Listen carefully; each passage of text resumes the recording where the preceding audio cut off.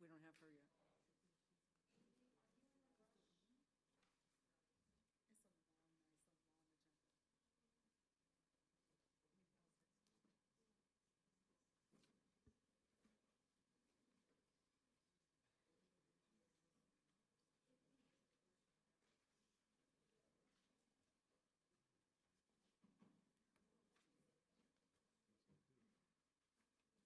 Bless you. Okay.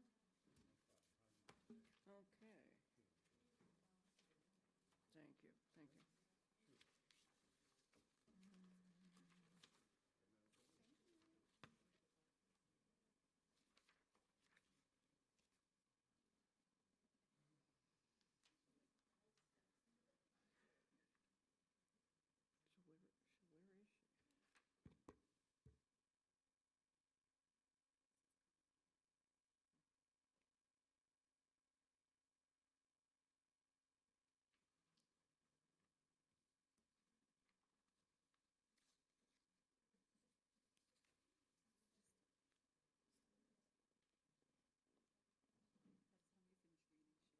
Okay, you say go? Okay. All right. Good evening.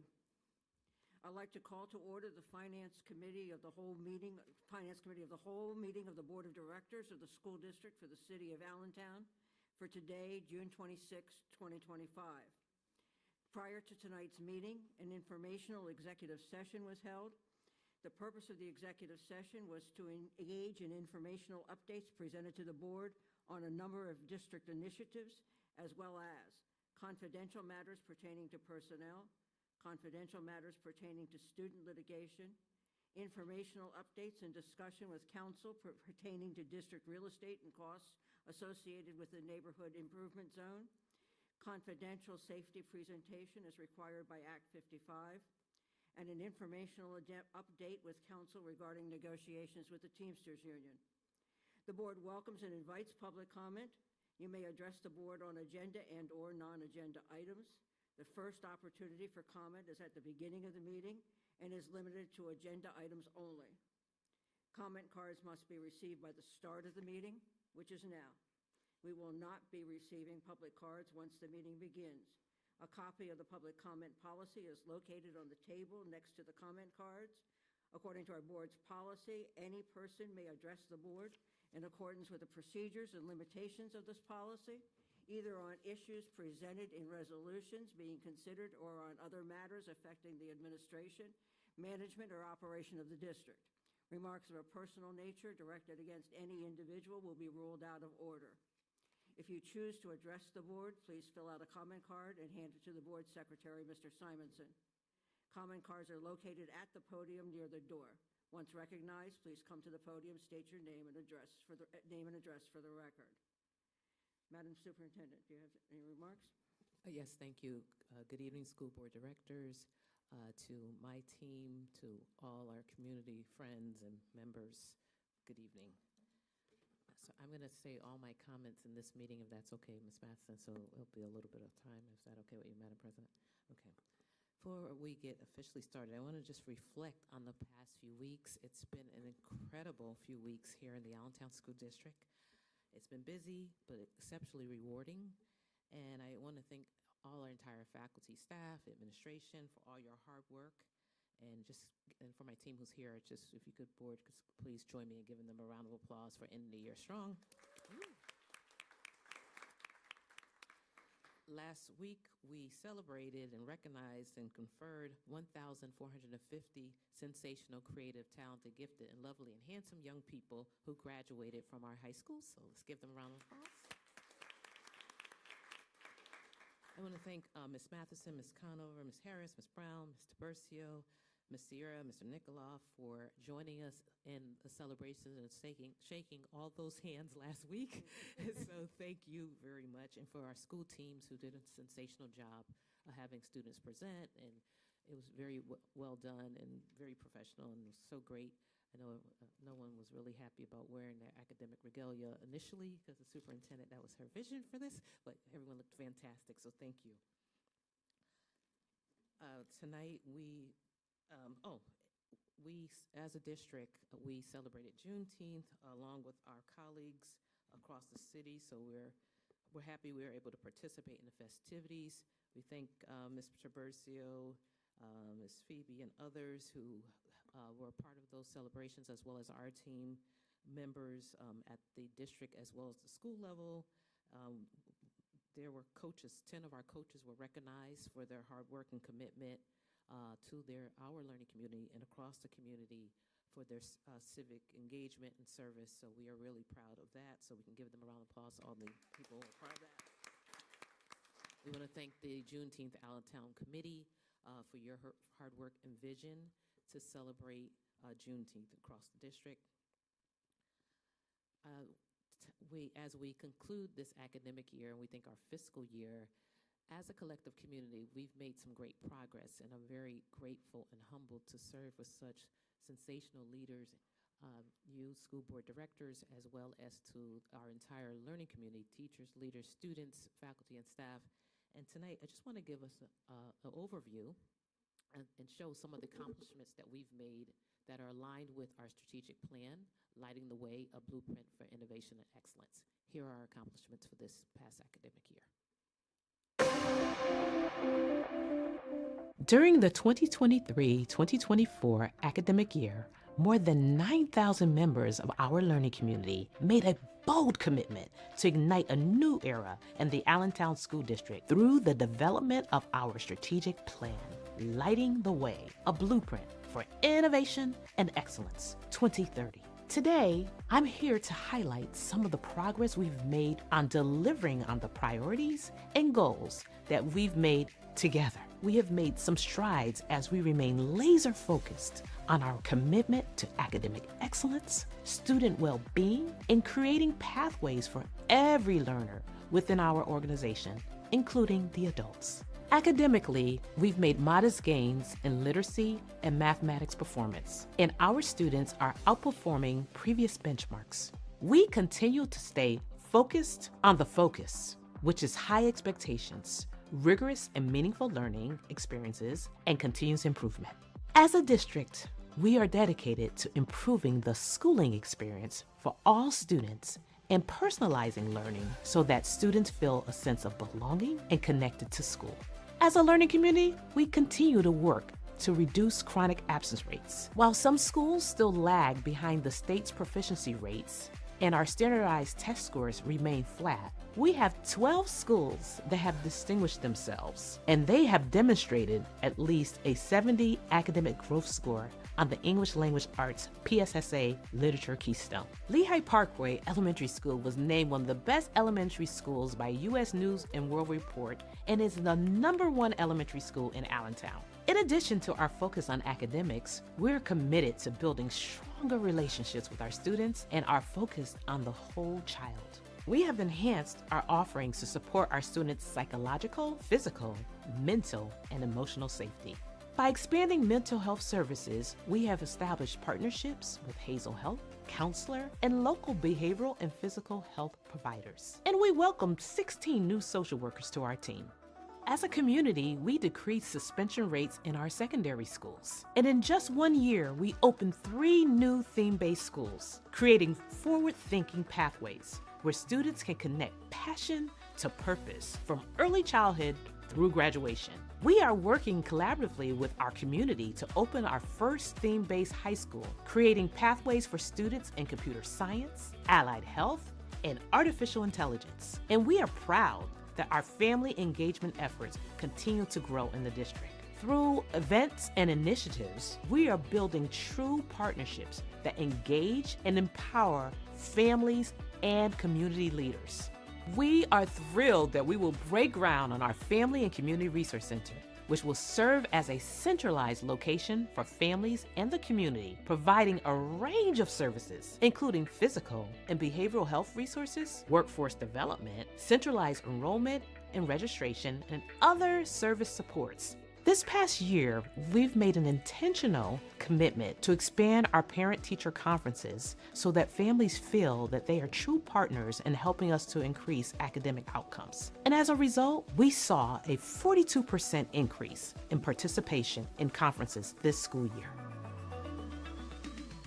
As an organization, we are aware that our staff is one of our most valuable assets. We are committed to providing them with the support and resources they need to build on their growth and professional learning by launching leadership pipelines, enhancing our professional learning across all employee groups, and we negotiated new contracts that honor the vital work of each of our employees. Our fiscal health is stronger than ever. We are anticipating ending the year with a healthy fund balance and presenting a balanced budget without a tax increase. We've secured more than $12 million in additional federal, state, and private grant funding and donations. These resources will enhance our facilities improvements, strengthen our emotional and physical safety measures, help us to develop our theme-based schools, and strengthen our cybersecurity infrastructure. Technology is a powerful tool for learning. We are working to ensure that all our students have access to the technology and skills they need to compete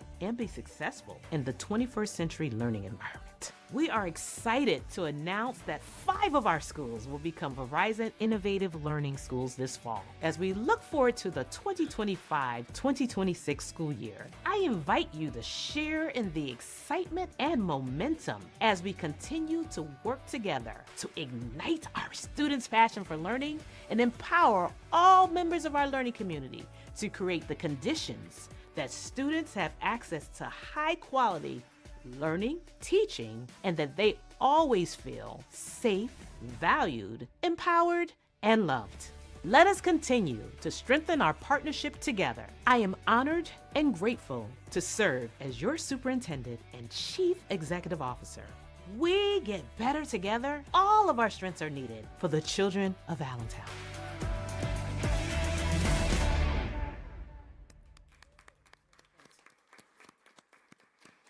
I want to thank everyone for all their hard work. As a collective community, we've worked really diligently to deliver on focusing on the focus, and our team knows what that is. And I think when I was able to attend a convening with Ms. Conover and our Madam President, and we really embraced that concept of focusing on the focus, and that focus is our children and our collective why. And we are able to really deliver and create real deep partnerships. And I want to thank our friends. I know we have partners here, but I would be remiss if I did not acknowledge my friend, Miss Marcy, who's here tonight from the United Way, who's been a true partner in helping us to exhibit and execute on this work. So thank you. So, and her team, Jill and team, and Matt Kusbu, and everyone back there. So thank you so much for helping us to make this reality. Thank you so much. And we have, I'm just going to show so that you will have, if you could bring up the flip book, we do have this captured because everyone knows Dr. Burks prides herself being a great teacher before I'm the CEO of this organization. So we are differentiating so that if you want to read and not listen to our voices or see pictures, our flip book is on our website as well as on our social channels. So you can study this. If you have nothing else to do, you can study all the achievements that we've made and see yourselves and how we continue to move our district forward for the 16,700 sensational children. And we'll just show you the flip book, and it captures all those things that we showed you in video based on our priorities. So here's basically our impact report for the year. And so we will continue to share with you. We do provide the board weekly on our updates on our strategic plan. And so, but here's for our community and all our families and stakeholders. We'll have a copy of this, and we hopefully we sent it out to the partners. So I hope this isn't the first time you've seen this, Miss Marcy. But and this is where, so if you flip through, it goes every area of each priority, all 7 of them, and all the actions that we've taken this year. So again, I want to commend everyone in our team who's listening, who's watching as well on YouTube. Great job. Bravo. I'm so excited to serve with you. Just give another round of applause to everyone. And we truly want to thank our families for allowing us to serve each of you and be in partnership with you. And I have to commend my family and family team, my parent or my family advisory council for your help and advisement in helping us to move this work forward, as well as I want to name you by group because I know you give us some great feedback on how you would like for us to serve you and your children. Additionally, I have a few more, and you won't have to hear my voice anymore, Ms. Matheson, or the rest of the board, but we have a few more things to add. As we are aware, we had our commencement exercises last week. It feels like 20 weeks ago, and it was just last week.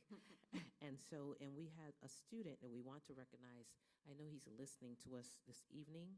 And so as a team, I just want to say we are honored to recognize Adrian Rodriguez, who's a recent graduate, and his family who are listening tonight from Building 21, and he also attends our virtual campus for his exceptional achievements and perseverance.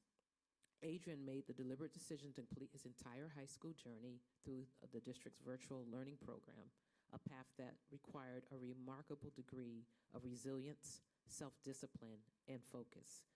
Throughout his virtual high school experience, Adrian demonstrated outstanding independence and a deep commitment to academic excellence, ultimately graduating with honors. We can clap for him. His success reflects not only his intellectual capabilities, but also a mature sense of responsibility and determination that serves as an inspiration to his peers and our broader school community. Dr. Dillaplane, our Director of Virtual Programming, shared that Adrian consistently demonstrated strong self-advocacy skills, the ability to clearly articulate his needs, and an impressive level of situational awareness. Wow, that's a lot. That's impressive. He was always respectful, understanding, and thoughtful in his interactions, qualities that made him a pleasure to work with and a role model within the virtual learning community. We are proud to share that Adrian will matriculate this fall at Northampton Community College. We commend him for his accomplishments, and we look forward to him, reading about him and all his successes in the future. And I want to thank his family and Mom, Miss Garcia, his stepfather, Mr. Correa, and his brothers, Emmanuel and Benjamin Garcia. And if you're listening, we want to say congratulations. Great job, Adrian. A great job, family. Please give them a round of applause. So we also, we are so thrilled, as I mentioned in the video, that 5 of our schools have been named Verizon Innovative Learning Schools. And I want to thank our entire team who worked really diligently so that we can receive this designation. And this has yielded the district in value in terms of helping to pay for salaries, technology, and additional software, almost $13 million. So we thank Digital Promise and the League of Innovative Schools and Verizon Innovative Learning Schools for identifying us. If you just to put into context, there's more between traditional public schools and charter schools, there's more than 16,000 school districts in the nation, and there are only 650 schools that are Verizon Innovative Learning Schools, and 5 of them right here in Allentown. So. We had our kickoff event earlier this month, so all of our school-level staff who work with children received their devices. Our children will also receive devices this fall, and we are hiring staff to provide support to our school leaders as well as staff and teaching staff. So this is a great opportunity for our district and to really is closely aligned with our strategic plan. On Monday, we launched summer programming throughout the district, as well as our summer AI Institute at DeSales University. So our students who are participating in that program are receiving 6 college credits. They're also being engaged in an internship experience this year. And some of the students this is their second year, so they would have received 12 college credits, as well as micro-credentials from Google and other institutions. So we are really thrilled about that partnership with DeSales University. Students will take field trips to Philadelphia and New York this summer, so they're really excited. Just imagine being in high school and earning about $5,000 in the summer to learn, as well as collect data and do some analysis, some things I wish I knew now. And so we want to thank our partners at DeSales for working with our young people again this summer, and Dr. Greta Mosley, Dr. Savoy, and everyone on our team, executive directors, and all the principals and school leaders and school staff that helped to get our students excited about this opportunity. We started our summer program for our 21st century programming. 400 students started on the 23rd, and then our additional summer programming will begin on Monday, June 30th. So we expect approximately 1,500 to 2,000 students, to my understanding, are registered. So we will see, we'll report to the board the actual students who are participating. We are so thrilled about this. You know, I fully embrace my language arts, 6th and 7th grade language arts teacher skills. We are really thrilled about the launch of the Superintendent Reading League. Yes, woo-hoo! Dive into Reading Challenge is the name of this year. And so this effort will begin starting now, and we sent out everything to everyone.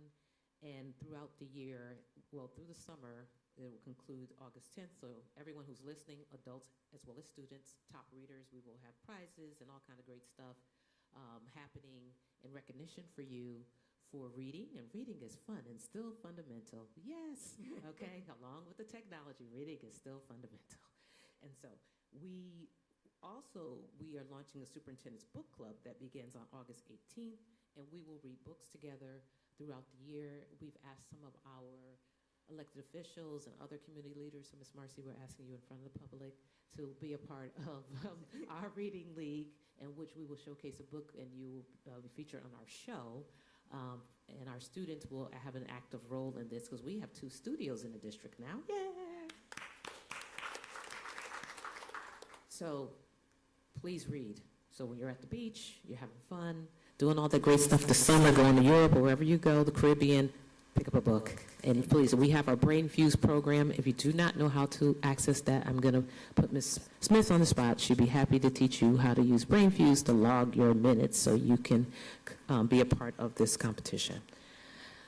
Just a few more, because I want to get them all out now because we have a nice long evening. Again, I am very thrilled and honored to serve as your superintendent. I know we have some presentations during the Education Committee meeting about some new efforts that are underway in the district. So we're excited, and everyone knows my theme song for the year. They know, even all the middle school students know. I won't say the words because I just like the beat, but everybody goes, bump, bump, bump, up. So, but I thank you. And Ms. Matheson, back to you. Okay. At this time, we're only taking public comments on agenda items. Do we have any cards? We have 11 action items on the finance agenda this evening. For the first item, Mr. Cuff is presenting approval from the School Board of Directors for the 25-26 fiscal year budget. Good evening, everyone. We're seeking approval for the final budget for the 25-26 school year in the amount of $483,405,475 at a tax rate of 22.6432 mils, which is a 0% increase over prior year.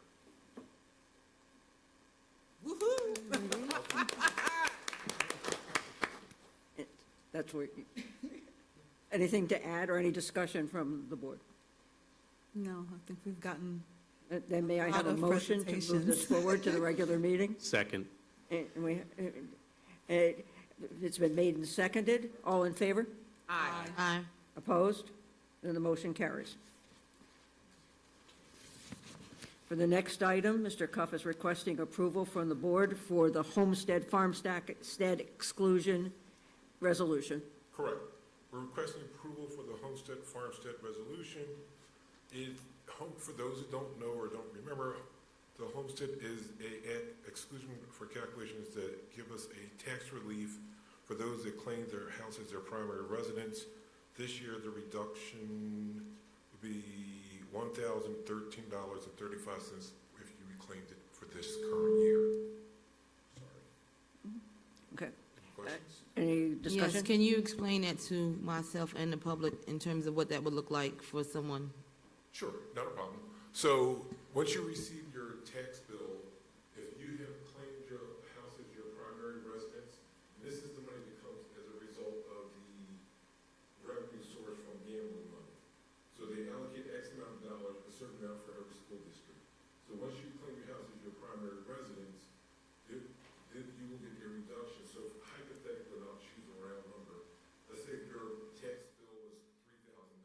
These are for homeowners only, right? Correct. Okay. If your home was valued at, if your tax bill was $3,013.35, your tax bill would be $2,000, is what it would be. So they're taking that off of your taxes. Now, is this something that they have to apply for individually? You have to apply for your homestead. There is a process. You apply for your homestead resolution, or homestead certification. It goes through a process with the county. They verify it, then they send it back to the school district. So will anything come out in the mail, or will they have to reach out to their accountant, or You have to reach out to the county is what you have to do. to the county? Yes, correct.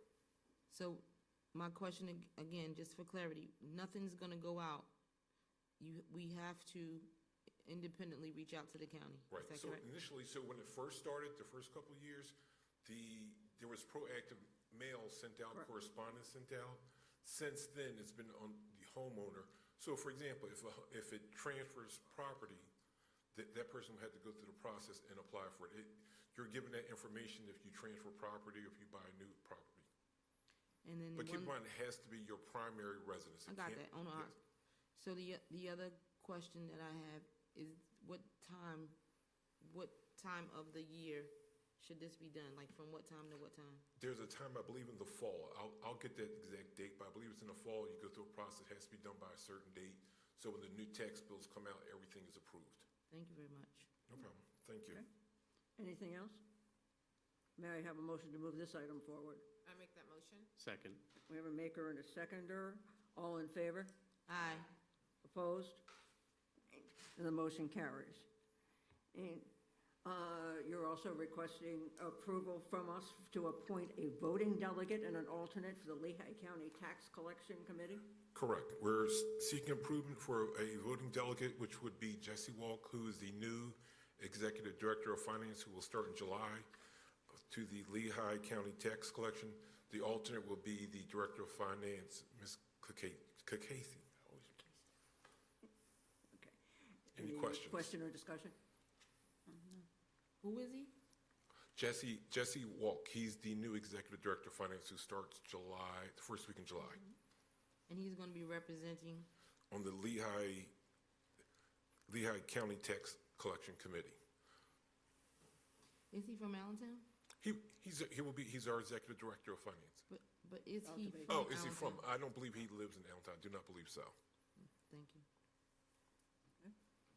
Anything else? May I have a motion? I make that motion. Second. We have a maker and a seconder. All in favor? Aye. Opposed? Then this item moves forward. We're also requesting approval to engage PHS Partners LLC to review and assist the Special Education and Finance Departments in improving procedures and processes to further increase access revenue. Madam Chair, Explanations? may I just bring one part of Ms. Conover's question to closure? If you don't, can I try to bring a matter that Ms. Conover raised to closure, just so we're closing the loop, if you don't mind, around the homestead? I just want to know, we said that we would give the board what the process, so are we looking to have it, you want us to put it on the website, you want us to send you notes? Because the question you asked, a lot of other people in the community have, I'm sure, are raising. So we just want to close the loop so people will know how to file for these homestead. I think it'd be wonderful. to Okay, put it on I the just want to make website. sure. And you can do the little robocall that we all get. Okay, all right, thank you. I mean, thank you. All right, so if we can come back to engaging the PHS Partners, an explanation of that item? Okay. Yes. So we're looking to utilize their services to improve our school-based access submissions, to be more effective with our medical claims, service documentation, and time study, and cost reconciliations. Any questions? Any questions or comments? May I have a motion? So moved. Second. All in favor? Aye. Opposed? The motion carries. Next item, Ms. Monley is requesting approval from the board to renew the contract for K-12's Insight Let's Talk two-way communication platform. Good evening, Dr. Burks and school board directors. This evening, the district is requesting approval to renew its contract with K-12 Insight for the Let's Talk two-way communication platform in the amount of $55,650, which is reflecting a cost savings from last year's rate of $60,000. Let's Talk serves as a vital tool that enables the district to engage directly with families, students, and community members, fostering transparent, efficient, and responsive communication. Since its implementation, the platform has received over 6,000 inquiries. Our current customer experience score is 8.3, indicating that users rate their service experience with the district as being great.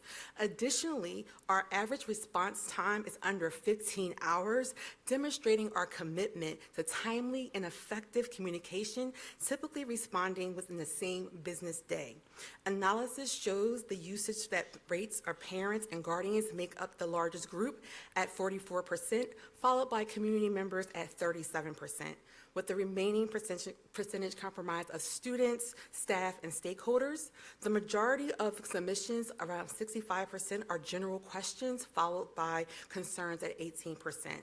This renewal will allow the district to continue building trust and improving accessibility through consistent, high-quality communication with our school community.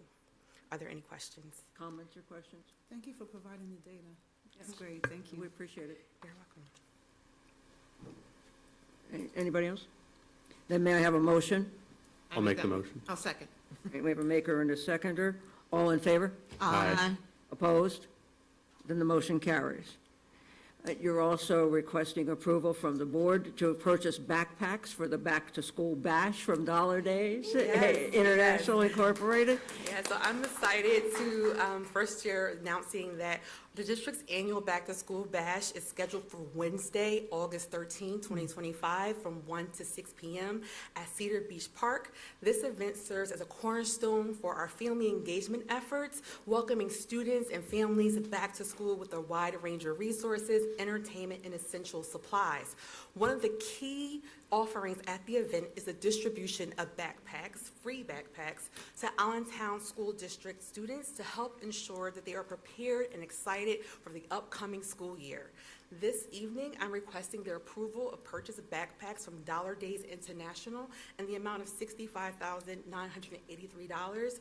This vendor was selected based on several key factors, including product quality, competitive pricing, timely delivery, pre-stuffed backpacks, and free shipping. These expenses will be covered through sponsorship dollars raised specifically for the back-to-school bash. Questions or comments? Yes, what is the budget for the back-to-school bash? So we go out and we do secure sponsorships, and we currently, we're as a team, identify different items to help to enhance the event. There isn't a set price. We have donors as well as partners who help to fund the various different events. Are you asking specifically how much? Well, I know we did about 100,000 last year. Yeah, so right now, because we are, I would say we're parring on close to that. Right now, we have expenditures coming in a little under the $100,000 because due to a number of free support services coming from different community members, given the success in the last 2 years, we have a number of different partners who are coming on to contribute and providing services to the district for free. And so, but our expenditures are a little bit under that this year. So, Marcy, do you hear that? Yes. But we are still looking for new additional sponsors to help support us. So if there's anyone who's interested, yes, please reach out and contact myself in regarding opportunities and ways in which you can contribute to the effort. Thank you very much. So I have a question, couple questions. You said they're stuffed already? Yes, So the vendor that we're getting this stuff from is stuffing them? yes, What are they stuffing them with? sure. So our. And then the other question, because you probably can answer that one too. I'm assuming that it's a better quality That's than correct. last time. Correct. And does it have that, because our students are also carrying laptops now. So does it have that cushion? The the section for wear Yes. laptop. I can confirm and check on that, around that component of the backpack, but I can share with you what's included inside the backpack. So each backpack will include one 70-page notebook, 2 pocket folders, 1 zip-top pencil case, pencils, 3 ballpoint ink pens, 5 packs of a pack of 5 crayons, 12-inch ruler, 1 glue stick, 2 erasers, 1 pencil sharpener, 1 highlighter, 24 sets per case, or that's how we're getting it, so. So the other question that I have, are these packs age appropriate for our high schoolers? I was just gonna ask that same question. Because, I got a few questions, but that's one question. Are they age appropriate? Because I don't know, even though I have a high schooler that colors, I don't know that, would be something, what's in there for that age group? So the notebooks and the folders and the pencils and pens are universal, but we can look into specifically about differentiating the backpacks. Can we, or have we, or can we, negotiate that? You gotta tell them that we have. Absolutely, absolutely. Yeah, there is the opportunity to differentiate and purchase backpacks for different age ranges. So the other question that I have is, we paid $100,000 last year. We paying 60-something this year, right? Last year, the purchase for all backpacks was around $90,000. Yeah, and same yes, number. Yes. So We had a lot of that donated. but that's fine, that's not where I'm going. So the other question is, are we getting the same amount? Are we getting less? Because we're talking about numbers, but how many backpacks did we give out, and how many are we getting this year as opposed to last year? Because I think it was last year, because these years go so fast. I remember we had people coming from different areas, and they were receiving, and I know, it sounds like, I listened with a third ear. Sounds like we're gonna have some systems in place so that that doesn't happen. So that's another part of the question, but let's go back to the first part. How many did we have last year? Are we getting the same amount or more for a lesser price? So I can provide the board with the information regarding last year's purchases, but I can share that what I know this year, that we did take into account the expenses last year, the current amount of purchase of what was purchased last year, any residual that was remaining from last year.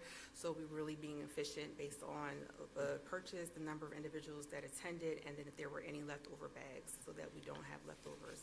So for me,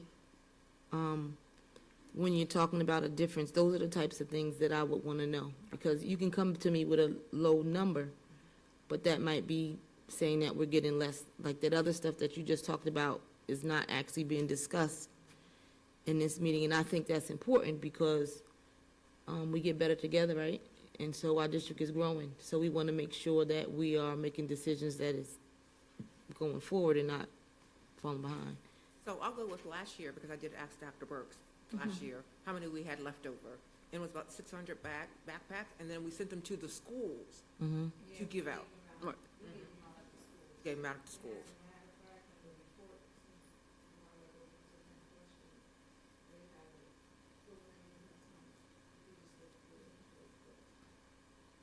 You gonna say something, Dr. Burks? I just want to know, since there were questions, the board wants to approve to not to exceed amount tonight, so that we can order ahead of, so we can be prepared for the back. So I'm not trying to stop the process, just No, I I'm want the saying, you want students more, to we have can- but those are the things that I would be interested in knowing, because suppose we have, more people show up. We want to be, and we want to be appropriate. I don't want a 12th grader to show up and get something that's for a 3rd grader.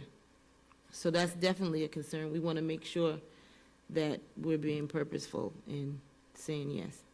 And just to Yes. add to that, part of the reasoning why we might have had 600 backpacks over is because they probably weren't age appropriate. Right. So maybe this year, if we can be a little proactive and get in those age appropriate book bags, then we might see a better number. And if I may add, we're still looking for persons to donate, right? Yes. So that means that maybe you know, Maybe they can donate. they can that. donate what's appropriate to go in those bags. But again, my communication is in an effort to become proactive and get our students what it is that they need. As we know, our budget is almost $500 million a year. We have people who are to get that money, and that's who that's who I personally go after to donate to us, to give back to our community.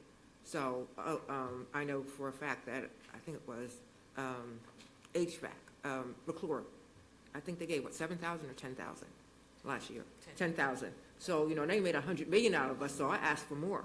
'Cause that was nothing. So these vendors are going to be giving back to our school district, to our students. Anything else? Madam Chair? So respectfully, just so that we can make sure we have them in on time, would the board like for us to propose a not to exceed amount so that we go beyond the number? I'm just, because we want to order, and so No. if it's not No, sufficient. it's so we not- wanna say Is, that. is, not the, is the cost an issue? No, No. no, No, I didn't that think was so. not the issue for me. No, No, I meaning think, if we- I think from what I'm hearing, it's quality. Yeah, no, meaning if we're saying, say if there's 5,000, do you want to say, okay, we can get the best quality at a certain amount of money, so we don't have to come back to you? So, all right, I'm That's starting where I'm to, going with this I'm starting to conversation. understand. Yes, because I It took a little approve while, I'm certain sorry. amount of money. So, wait a minute. Do we What's the want number? to say, to look for age-appropriate backpacks, not to exceed a cost of? Total, like $100,000 you can Right. spend on backpacks, or you can spend this amount, try to fundraise, of course, first. But we just don't want to, if we wait until July, we won't get them in on time. That's what I'm. Can we, today's, what day is it, Thursday? Can we have a conversation with them to ask them? We can. Can we but- do, All right, the issue is we're putting a dollar amount on this Yes, tonight, I and need and your they want. permission to but, spend but the I'm money. not looking for the dollar amount to go up. $1 amount. I mean, if you're gonna give me $67,000 worth of crayons, I don't want $67,000 worth of crayons. Maybe I'll take 20,000, and then I'll get, you know, either, listen to what I'm saying, this is a real conversation. Or we'll move forward what we have, but maybe we can get the other donors to buy stuff that we can pack in that other. So I'm okay with the number that was the number, right? Yes. I guess what I'm trying to, and maybe I'll rephrase it this way. Tonight, we're asking you to approve a certain dollar amount. That was Now- 67, right? Yes. Our director of procurement, he Mm-hmm. knows that he's taking notes right now while I'm speaking. I'm going to ask him tomorrow, did you get a vendor? And tomorrow's a day off. I'm not going to care, okay? And so, and with that said, if there's amount, say if he comes back and says, Dr. Brooks, you can get a better quality, but it's going to cost $10,000 more, it will meet the needs of the students. Is the board giving us permission? We will fundraise, but if it's, we need to order tomorrow, essentially, or by So maybe Monday. put not to exceed $100,000. Yeah, a certain amount of money, and then we. Yeah, that's Why? all. But we did not ever do that before. so We why have are doing it now? 67. I don't have a problem with the 67. I'm not trying I'm to, just saying that we never had a problem with. But if we need to Y'all do spend what y'all more, need to do. may we? You That's gotta the get- issue. But we don't Otherwise, we need have to to spend stop more. at 65. I don't think we need to spend more. I think we need to find out what the vendor that we have, you gave us a vendor tonight. Find out what you still negotiate it. What do you have for our high schools? This is how many high schools we have. What can you give us for the 67 that we have? They may say we can give you, I'm not gonna put a number out there, because they might be listening. But at any rate, then we have other vendors that we could ask if we needed to put something else in there that's appropriate. But if we're going to spend 67,000 with them, then the expectation is that they work with us. And I understand what you're saying, we gotta make a decision tonight, because if we don't put the order in, but we're not desperate, right? No, not with that. Because if we go from 67 to 100, I'm sure we can get somebody that'll have it there next week. You understand? So, But do we give I that don't know if leeway that's how or So we not? give them Procurement permission works. to do it, because Yes. we have to wait until the end of July and come back to you. Right. Because of following policy So rules. I think we need to put it there, because think about it, if we're going to them and asking them, we want them to give it in good faith, but in case it does not happen, we don't come back to the board until the end of July, and this thing is in August, so at least give them a wiggle room, knowing in good faith the board is gonna Do negotiate you have for a us not to suggestion for a spend number? any more money. Do you have a suggestion? I for a don't number? agree. Did you say 100? I just don't think should have a number. We never asked before what was the number. for the last 67 2 is the years. number. For the last 2 years, you raised the money from vendors and from sponsorship, and we had a great back-to-school bash. As far as, having book bags left over, that's because we ordered so many. It wasn't the fact that it wasn't age appropriate, it was the fact that we had some left over. And so we just sent them to the schools. That was it. Right, so we'll get backpacks and we'll do the best that we can to get the high-quality backpacks. Does- And so, Yeah. and we'll try to fundraise as much as we can. Are they listening? In the back, Ms. Marcy, and friends, okay? And we'll try to fundraise as much as we can. We'll get backpacks. Thank We you. will get them, thank you. All right, excuse me, I just looked at the motion, and it does not say a dollar amount. We never had a dollar amount. No, it doesn't, the motion as printed doesn't say a dollar amount, so they've heard what we've had to say, and I would just simply ask if we can move the motion forward. I make that motion. Without the Second. dollar amount? It never had a dollar amount. We've never had a dollar amount before. It wasn't in there to begin with. But she just presented with the dollar amount. Yeah, she So did, but She didn't give us the motion, she told us the background and what it was going to cost. that's just Well, for the backpacks. cat is out the bag. Yeah, but that's fine, but that's just for backpacks, but we never have had that kind of thing for the last 2 years. I don't think we should do it for the third year either. Because it's been successful. Okay, may I have a motion? You had a motion. Oh, okay, and we have a maker and a Second. seconder, all in favor? I'm Aye. sorry and all of it. It's aye. Opposed? Aye. Okay. But the motion carries and we'll move forward. Dr. Whartonby is requesting approval for transit services agreement with the Lehigh and Northampton Transit Authority, Atlanta, for the 25-26 year. Good evening, Board. Good evening, Dr. Burks. So tonight, I have before you the Atlanta agreement. This is a very similar agreement to last year, albeit a little higher in cost. The one thing that I want to impress upon the Board is the ridership. So the ridership went up 64% in the last year, so that's good. So that also is a credit to having kids get to school, right? So reduction of chronic absenteeism. With that said, we are looking to, we would have to pay initially approximately, where did it go? Oh, I'm sorry, $373,687. However, that is 100% reimbursable from the state, so we get that back. We pay Atlanta, the state reimburses us for student transportation. So with that said, I would like the board to consider this new or this revised, updated agreement for the 2025-2026 school year, and it would be Questions or comments? Do our students, because they have a school ID, do they get to ride during the summer? Yeah. Okay, that's what I wanted to Yep. make sure. Okay, thank you. You're welcome. Anything else? May I have a motion? I'll make the motion. I'll second. All right, we have a maker and a seconder. All in favor? Aye. Opposed? Motion carries. Thank you. For the next item, Mr. Sang is requesting approval from the board to hire Cowan Partners, an executive search firm, to assist in the recruitment of a chief financial officer. Ms. Matheson, you skipped the JBC Stadium one for. Oh,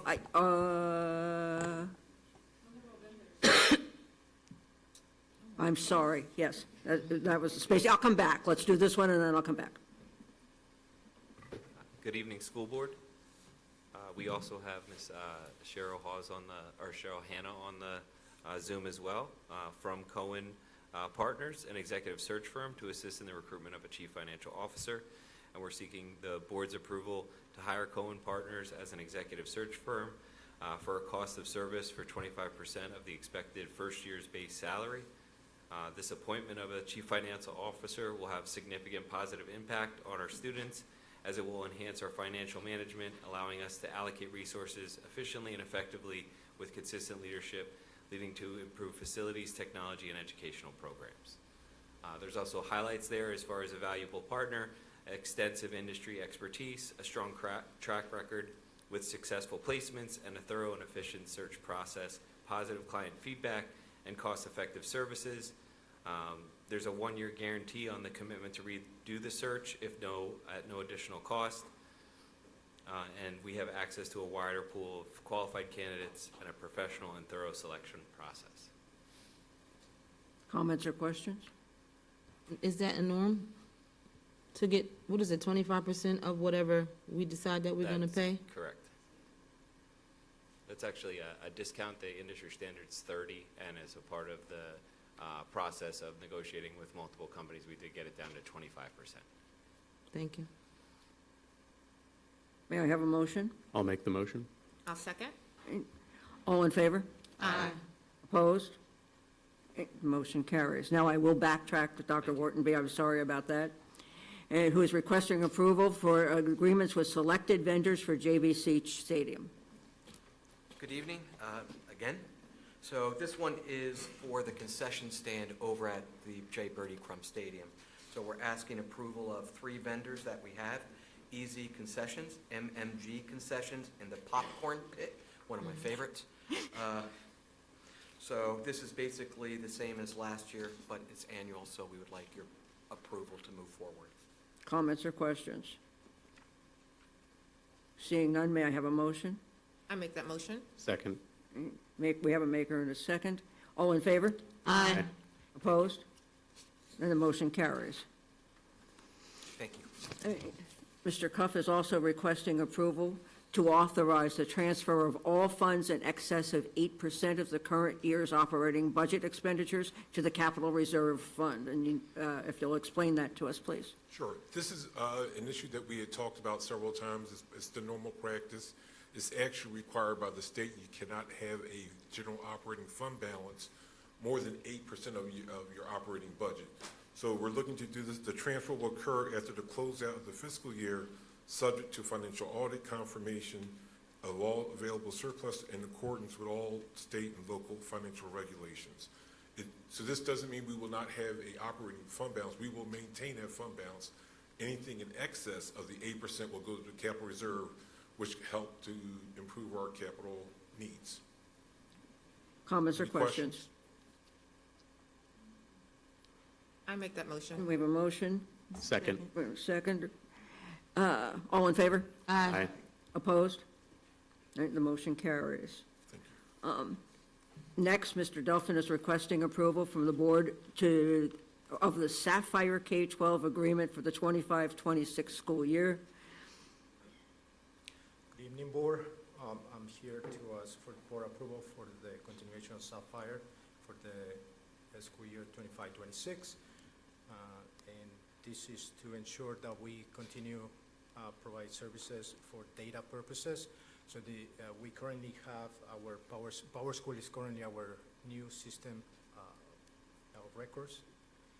And Sapphire will continue to work in the background for any data that we have might have missed, and also to make sure that we have state reportings ready. Since this is the first year, we want to make sure that we continue working with Sapphire for any archival or necessary data that we might have missed during the transition. When do we get rid of Sapphire?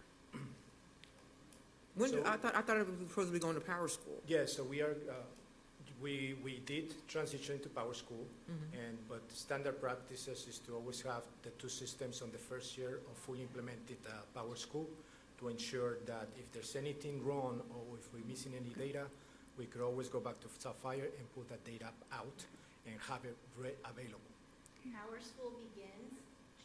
Power School begins July 1st, 2025. One of the major things that we are concerned about is our state reporting. As a board, you understand the importance of state reporting and the impact that that has to our budget and to our finances. So every student information system captures data in a different way. Sapphire is the cleanest way for us because we entered all our data in the 24-25 school year in Sapphire to ensure that our reporting for October 1, our summer reporting is accurate and clean. Next year, we won't have that problem because as of Tuesday, all our data will be entered into PowerSchool. So at the end of the year, when it's time for the summer reports and the October 1 reports, we'll be able to run those in PowerSchool because they will be clean. But this year, with funding implications, we want to ensure that our data is accurate and we can report it accurately. Thank you. Okay. Anything else? May I have a motion? I make that motion. Second. All right. All in favor? Aye. Motion carries. And let's see, we have another item requesting approval for the Sapphire K-12 agreement for the 25-26 school year. Do I have a repeat on here? Okay. The joys, all right. At this time, we are taking public comments on non-agenda items. No cards? Is there any old business to come before the Finance Committee? New business? May I have a motion to adjourn? Second. Thank you, everyone. I'd like to call to order the Policy Committee of the Whole meeting of the Board of Directors of the School District for the City of Allentown for today, June 26, 2025. Do we have any public comments? No? Okay, then. Tonight, we have 5 policies we're going to go through. Dr. Savoy will be presenting the first 4 of them. If it's okay with our solicitor and my colleagues, I would like to vote on all 4 together. Yes. Okay. Good evening, Board and the Superintendent. I am going to introduce 4 policies that relates to the academic program. The first policy is Policy 212, which is reporting student progress.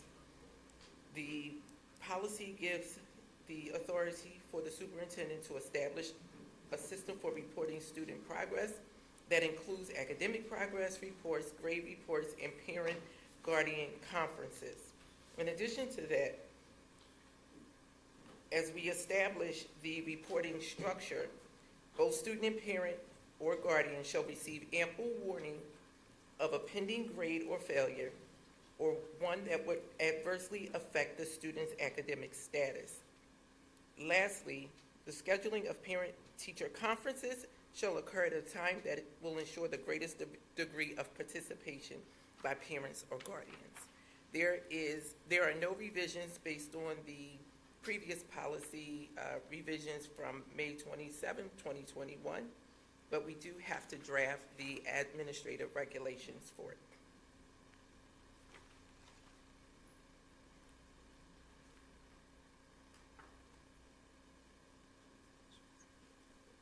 No questions? Okay.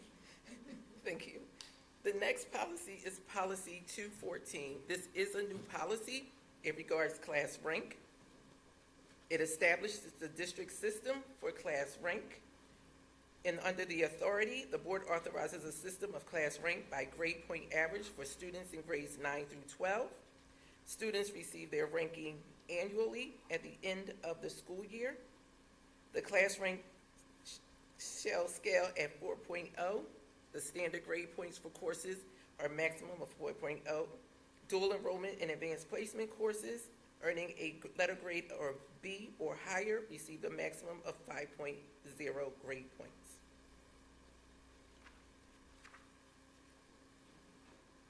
Okay. Policy 215. This policy referenced promotion and retention. It established and maintained academic standards for each grade. It also, when we think about promotion, a student is promoted when he or she successfully complete the curriculum requirements and has achieved the academic standards established for the present grade level based on the professional judgment of the teacher and the results of assessments. The delegation of responsibility says that the superintendent or designee shall develop administrative regulations for promotion and retention. In addition to that, if a student is retained or is recommended for retention, the parent or guardian shall be fully involved and informed throughout the process, and both parent, guardian, and the student shall be informed of the possibility of retention of a student well in advance. Shall we continue? Okay. The next one is policy 217. This policy was last revised on August 25th, 2016. Since that time, the Pennsylvania Department of Education has implemented mandates and requirements aligned to Act 158. Act 158 requires students to not only attain the coursework, but they also have to have an assigned pathway or pathways. The first two pathways focus on the Keystone exam, either proficient in all or a composite score. The third pathway relates to career and technical education experience and credentialing. The fourth pathway is rigorous coursework, which aligns to advanced placement, IB, and dual enrollment possibilities. And the fifth pathway relates to, I'm not one there yet, this is going to, it relates to the credentialing, internships, pre-apprenticeships, and such. This policy focused on all of that. It changes again from course requirements to add all of the requirements for graduation. It added language that reflects the distribution, the posting and distribution of our graduation requirements. Students, we are supposed to give these students the graduation requirements and post them and ensure that parents have them. There was additional language that was added for students experiencing educational disability. They are eligible for waivers if they have if the educational instability affected their graduation requirements. On the other side of the page regarding students with disabilities, this was revised to align with the federal law regulations. For part-time students and for full-time post-secondary students, this is in alignment with Chapter 11 of School Code.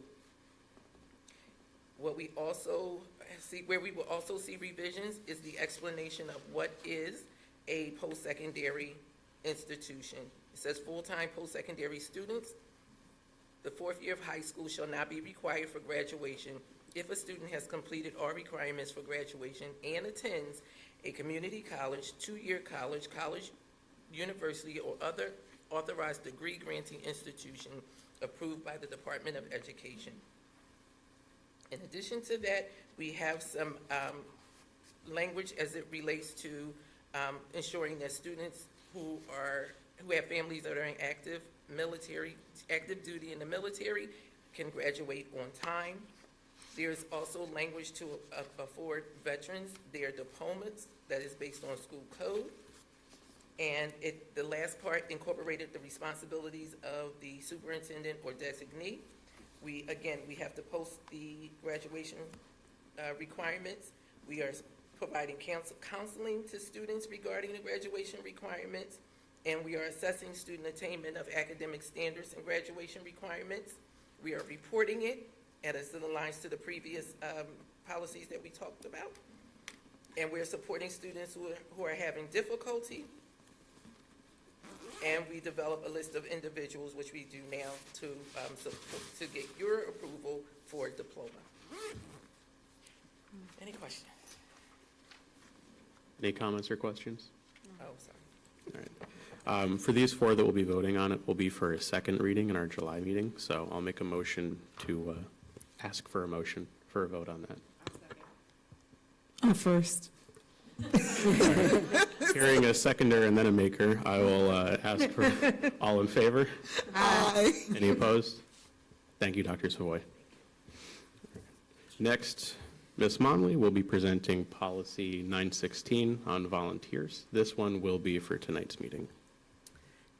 Again, thank you. Good evening. This evening I'm presenting on policy 916, volunteers. This policy was originally adopted in 2020. It serves to establish clear and consistent guidelines for engagement for volunteers in our schools and within our district.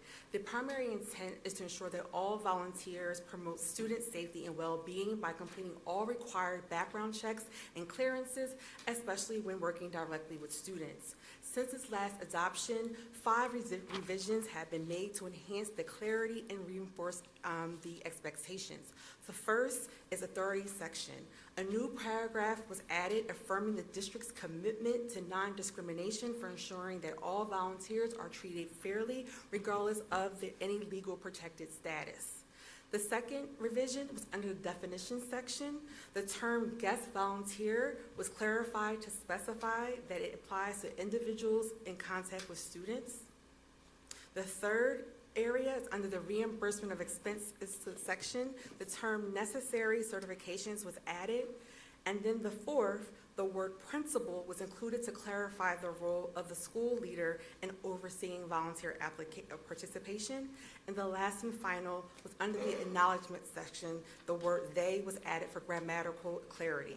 So the policy has been reviewed with members of the Superintendent's Family Advisory Council and staff across the district to ensure alignment with our various values and expectations.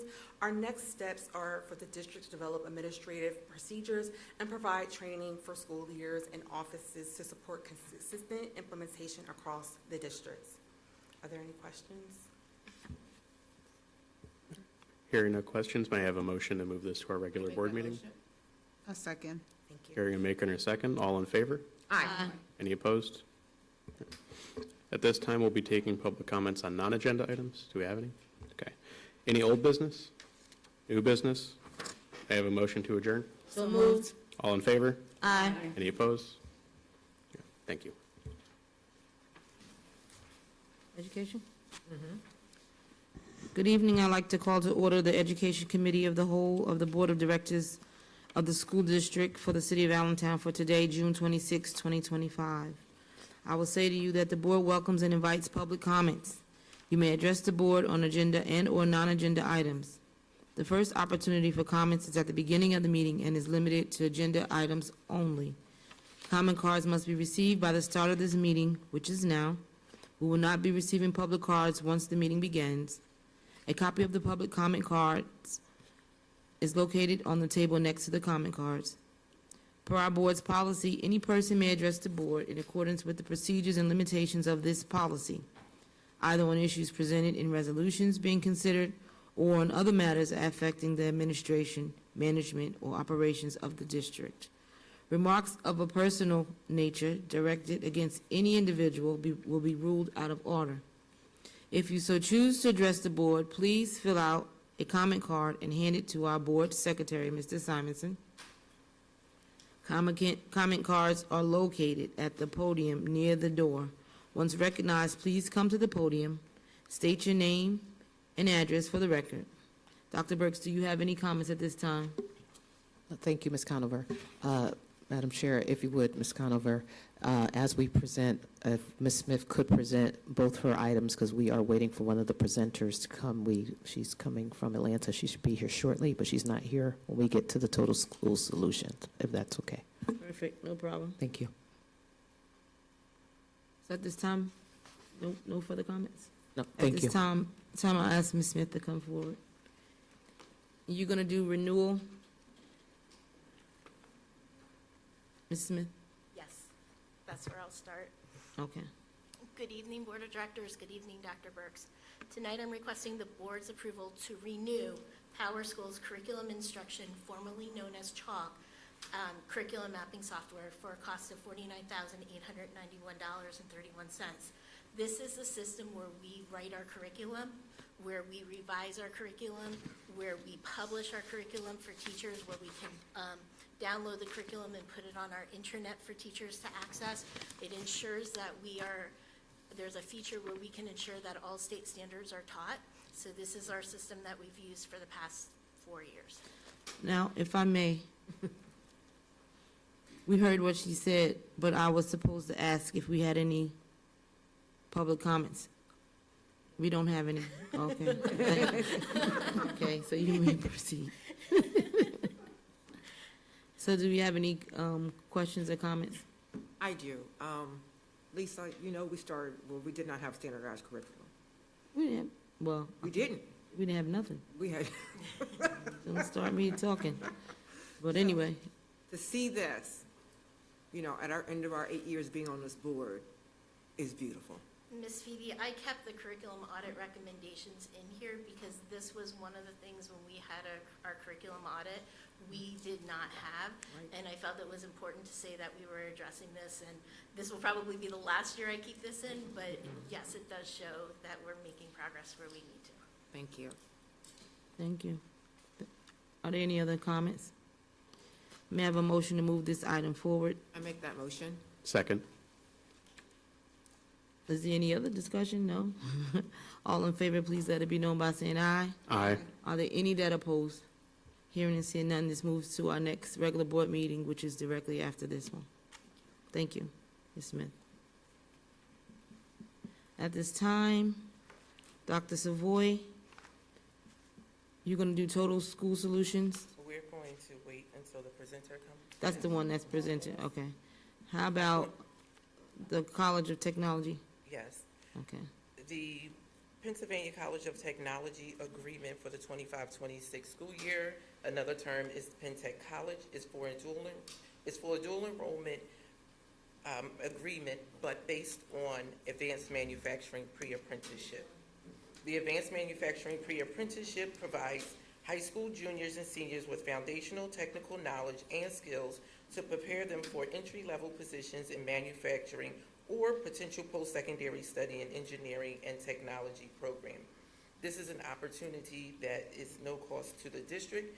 This will be our second pre-apprenticeship for our students, which will give them credentials and opportunities for post-secondary success. Where will they be taking these classes? The coursework that goes with the manufacturing pre-apprenticeship will be at our high schools, and it is it's virtual, so it's a teacher with the students, but then we would have a teacher with those students, and then they will have practice at a manufacturing company in Allentown. Thank you. So is there any further discussion? Because you started it before I asked the question. We're gonna live. I read your mind, Lisa. So at this time, I would ask for a motion for this to move forward to our next regular board meeting. I make that motion. I'll second. All in favor, please let it be known by saying aye. Aye. Hearing no one, any opposes? No one opposes, so this moves forward to our next regular board meeting, which is directly after this meeting. Thank you, Dr. Savoy. At this time, I'm going to, I think Total School Solutions walked in the door. Is that true? I believe so. Come on down. I have to find my paper. How are you? Good to see you. Good evening. Good evening. Evening. So I'm going to introduce them. Okay. So for Total School Solution Consulting Service, we are requesting the board's approval to engage Total School Solutions to assist the special education department in improving procedures and processes to support continued growth in student outcomes and services for students, for students that have access to education. Ms. Wallen is going to present the proposal, and I will follow up and come back with what we're asking. Thank you, Dr. Savoy, and good evening. Hi, good evening. I'm Jamie Wallen. We should have my team also on Zoom, so I'm hoping we can loop them in as well. Mr. Tahir and Miss Rose are both on Zoom joining us this evening. Okay, great. And are we going to be able to hear them? Okay, great. All right, so we are going to co-present this. They're in California. I'm here with you. Nice to see you all. I know I've met several of you, but nice to see you again. My name is Jamie Wallen, and we have had the pleasure and privilege of connecting with many of you throughout our review of special education with Allentown. And today, we've already met with the board previously, but we would love to share with you again at a high level of our findings, and then share with you our recommendations for a path forward. All right, so just a quick overview. I know I don't have a lot of time, so we're going to keep this as pretty simple and straightforward as possible. But we want to review our approach and our methodology for just a couple of minutes, our accommodations, our recommendations, and then our proposed timeline and action plan for moving forward. So just a quick introduction, I'm Jamie Wallen. Allison Rose is on Zoom. Tahir is also on Zoom. Do you want to say hello? I want to make sure we can hear you. Hi there, this is Allison Rose. Okay, great. Hi, hello, this is Tahir. Nice to meet you all. Great. All right. So we just want to quickly ground ourselves in how we approach the work. We deeply value working with a community. We certainly, as consultants, come in and don't want to come in and just say all the things we have to do and recommendations, but I'm getting a light show. I don't ever remember dimming the light. However you want it, it's fine. Turn that one off. The one you just did, turn that one off. There we go. There we go. Perfect, thank you. Perfect. All right, everybody can see it. Okay. All right, great. So our key approach is through this idea of liberatory design work. So what that means in a nutshell is that we want to come in and work with a community, with a district. We want to make sure that we're hearing from all stakeholders so that we're getting a big picture of the great things that are happening and then also the things that need to be addressed. So we have had the privilege of working with many different stakeholders throughout this review process. We want to make sure that as we are coming in and supporting, we're not just coming in and telling you the things that need to be done without really getting to the root causes of things and hearing from everyone. So we have done that, and I'll share with you a little bit more about our methodology. So we had the opportunity to do qualitative work. I had the privilege of having several focus groups. We got to meet with the school board. We got to meet with parents. I had several in-person and Zoom meetings with parents, with students, with teachers, principals, and vice principals. We sent out a parent survey, and that was sent out to 78 parents, and 30 people responded. We pushed that several times. We wish we had some more, but we did have some really robust focus groups which contributed to the report. We had the teacher and staff survey, and we sent that out several times. Overall, we had 223 people that responded. We had 23 interview sessions conducted with 66 staff members, and a total of 23 classrooms were observed. I had the privilege of going into many classrooms, observing, seeing what was happening, meeting teachers, and getting an idea across elementary, middle, and high school. We also did some quantitative research around, we did a program data analysis and comprehension with 3 comparable districts. So that was something that we thought was important to use that across 7 years to make some analysis of Allentown's current state. We did a fiscal analysis, staffing and operations analysis. We did an IEP file and psychological assessment report audits, policies, procedures, and program structure review. Want to pause for a moment. You all were a part of this work when we met with you a couple months ago. We took all of your feedback, your responses, your questions, and we added that into the final report. So I want to thank you for your time and your thoughtfulness. It is evident that you care about students and their well-being. So thank you for that. So what did we find? A couple of things we want to highlight.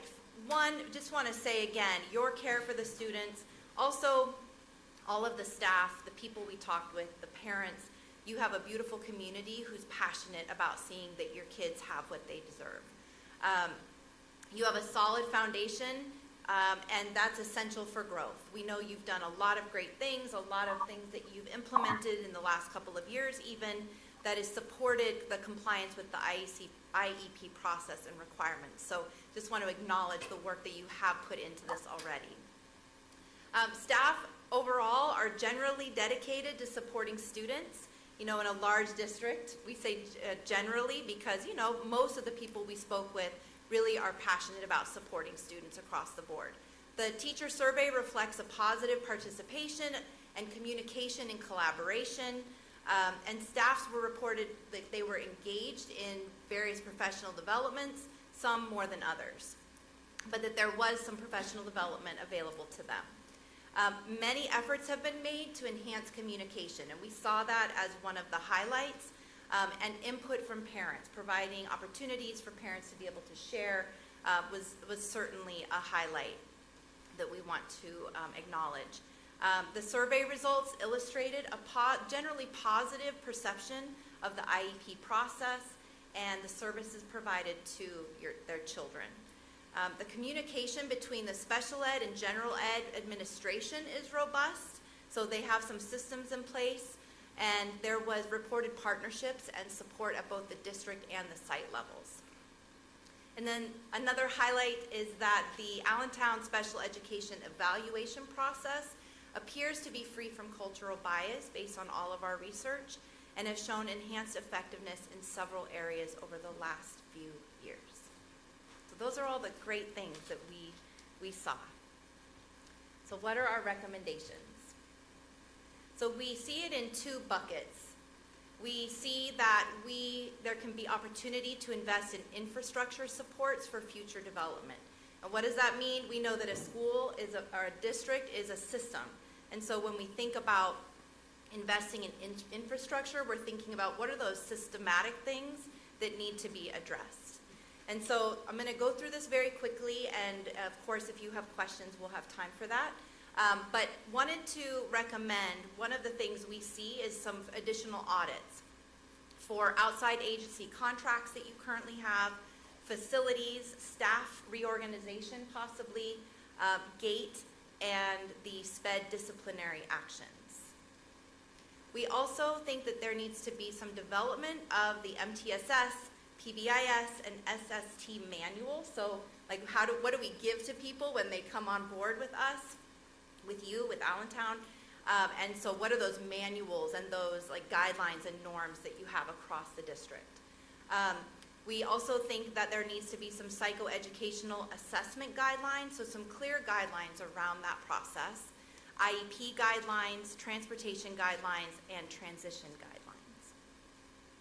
So we also think there needs to be an enhancement of the PBIS committee, and we see that across, we see that as a recommendation that there would be people from different stakeholders across the board who would really help us create this really robust PBIS committee to help drive that work so that there's a robust PBIS in each school across Allentown.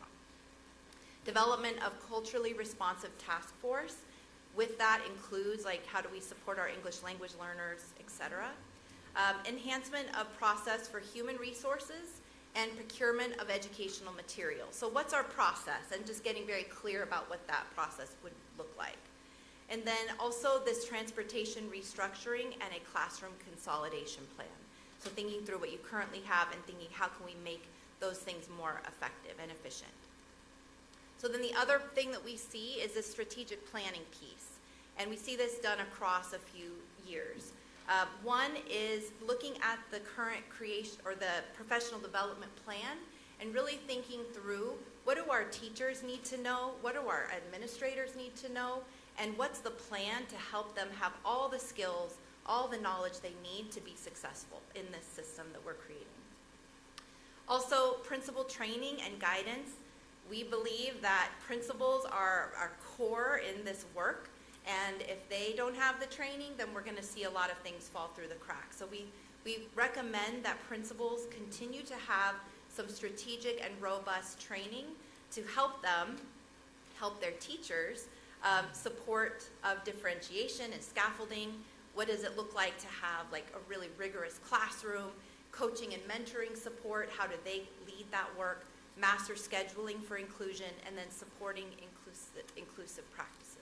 And we believe principals having that training, not only will that help them with their efficacy, but will also then norm across Allentown. And then lastly, enhance early intervention communication with the intermediary unit. So really making sure that the communication that's happening with this early intervention has a process, and that is something that everyone's normed on and trained on. So I know I just said a lot. I'm going to pause for a moment, and I'm just going to ask if my team has anything that you would like to add. Hi, this is Allison. I just wanted to jump in and say that the number of staff members that we were able to survey was actually more than 1,100. It was 2,000. And so just wanted to make sure that everybody was aware that, that we were able to reach out to a significant amount of the staff. Great. Anything else? So one of the things that I wanted to come back to, and it's nice, we got to see your face, Allison. One of the things that we wanted, that wasn't a part of the initial report that we do want to call out, and as a strong recommendation. So one of the things we've seen as we've done work across the country with different districts around staffing and how you structure things, one of the recommendations that we would like to add is this idea of an assistant superintendent special education role. This would create a role who would solely be focused on the initiatives set forth to really make sure that we have a strong system within Allentown. So that is one of the things that we wanted to put out there to you all as another recommendation. The other thing we wanted to highlight, just as we're thinking about what has been and what we would envision moving forward, we want to commend the district for taking some time, taking some of the things that we did put in the report, and you kind of hit the ground running with a few things, so we want to commend you on that. One of them being the compensation of the paraprofessionals, and wanted to acknowledge that you came to some resolution and you were able to successfully resolve some of these things. So just want to commend you for that and the work that you are putting in already based on the recommendations that we found or gave. All right, so just want to quickly say that we shared this when we worked with you all a couple months ago, but we're proposing to be able to partner with you, to work with you. It would be our privilege. And one of the things that we would like to share is a timeline of what we would recommend as the journey. So, I mean, it's 2025. We would be partners for a couple of years is what we're proposing. And want to just go through very quickly. I'm not going to read everything. You have it in front of you, but want to share with you just a couple of highlights. We see this as almost like a gradual release. Year 1 and 2 would be very robust. We'd have a lot of time with you. We'd have a lot of principal trainings. We'd have a lot of teacher training, different things that we would do. We'd do the manuals. And then as we go throughout the years, it would be that gradual release where we're working with the district leadership and the other leaders to be able to take this work and run with it. And so there would be that system work done at the beginning so that you all would have the sustainability moving forward throughout the years. So again, I'm not going to go through everything, but just our ideas around the timeline of our journey would be that we would create this robust professional development plan in year 1. So what do our people need to know, and what do they need to be able to do in order to support our students fully? And then also the development of these manuals. So what are those structures, what are those norms that we have to be able to see these things through and hold people accountable and also support them with our processes. The other thing, so as we're thinking about 25, 26, so this would be the second phase, again, around this principal coaching, this principal training, mentoring, getting into classrooms, doing some real-time coaching with them, having them have the eye to be able to go in their classrooms and be able to support what they're seeing with the coaching and being able to provide professional development for their team as well.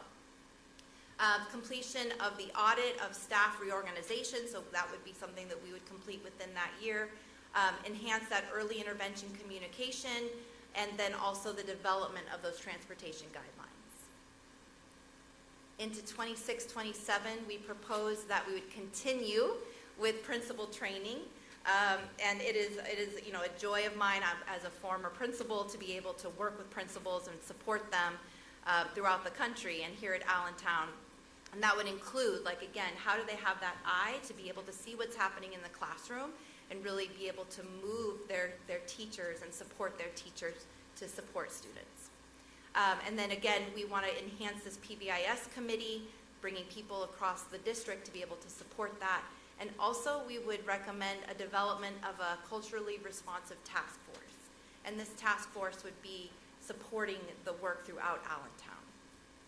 I'm not going to go through, I know I'm coming on my time, so I'm going to move on to 2027, 28. And again, this would be that gradual release, again, with touch points with principals and with district leadership to ensure that they're supporting principals who are supporting teachers who are ultimately impacting students.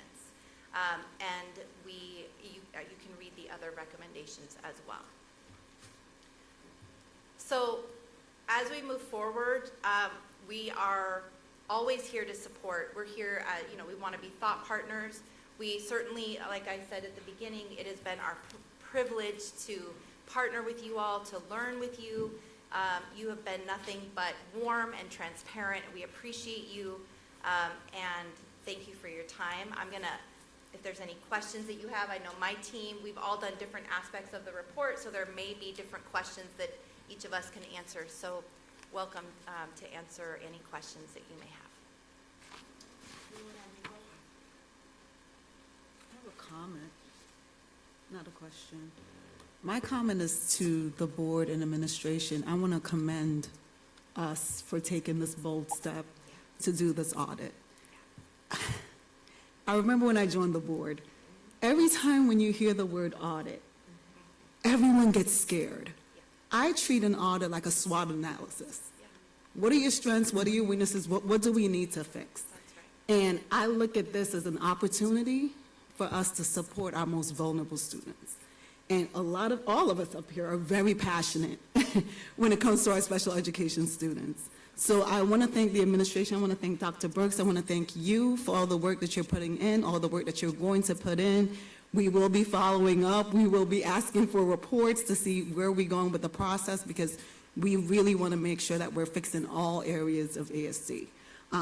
I really love the recommendation of the assistant superintendent. I don't know if that's necessarily going to be the title or what it's going to be, but I do like that recommendation of having someone in that role. I think it will be very strong and strategic and powerful to have someone in that role to really oversee the implementation of what's going to happen over the next few years. So I just want to commend the board on doing that, and thank you guys for your work. I just wanted to ask about that. What will that person's duty be for the assistant superintendent? Yeah, so I'm going to actually, Allison, I wanted to tap you in on this as well.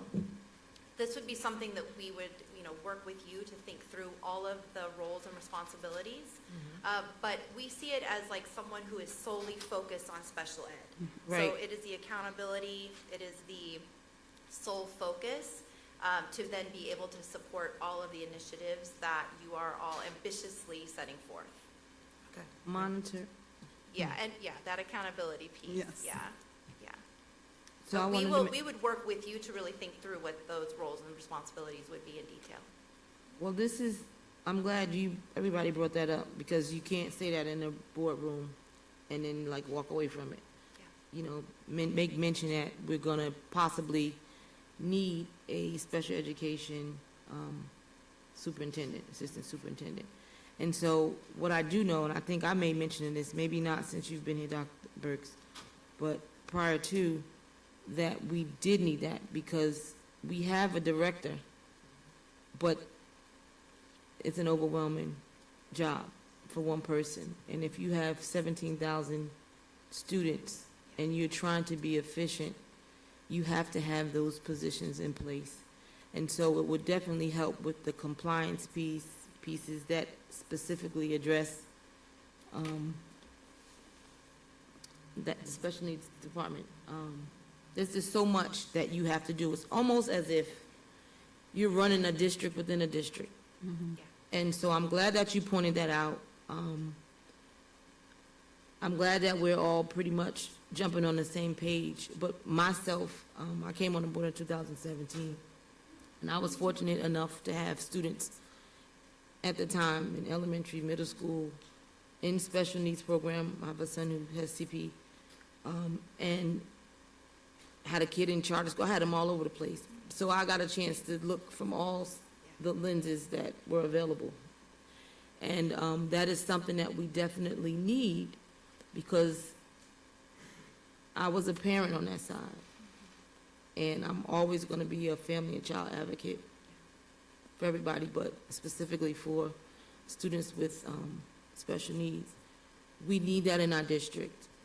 We need it. It's not a taboo.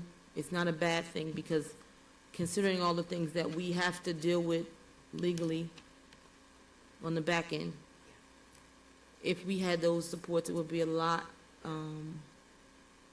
it would be easier on our students. We're not even gonna talk about the district, we're gonna say on our students. So I hope, since it was made mention tonight, that we go to sleep and we wake up and we start thinking about what that looks like. And we live in an age now where, as community members, we can actually do our own research, and we can figure out what it is that role would actually entail. And preferably, Dr. Burks will make sure that everybody's included in us making that decision, but that is definitely a step in the right direction. So thank you. Yes, you may. I want to thank Ms. Jamie and Ms. Rose and Mr. Here for your hard work and working closely with our team, and we kind of stretched them a lot more than they probably do for a district. And Mr. Tier is like, here, really working and talking with multiple stakeholders in the district. And I'm happy with the committee. You know, as an organization, we believe and we've embraced we get better together, and all our strengths are needed. And we've taken stock of several aspects of our district. We looked at human resources, finances, we conducted a feasibility study, we've had an equity audit. So I want to make sure that people understand that this was important to do as an organization, to look at our strengths and look at opportunities for growth and development. And I would be remiss if I did not commend Mr. Sickett, as well as his supervisors and the facilitators, as well as, of course, all the teachers who work in our special education department. And we know that we need more capacity on our special education team, because their job is multifaceted. Let's give Mr. Sickett a round of applause.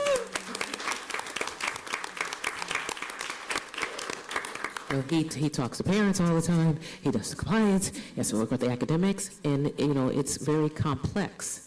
And the size of our organization, which is growing extensively, we have to look at our overall special education program to say how if we want to expand. We're looking at our facilities. We even conducted a feasibility study ourselves. We know we partner with other school districts to support some of our students who have some of the highest needs, but we should be able to have our own students in district and serve them ourselves. But we need some support with creating those programs. So I want to thank you, everyone.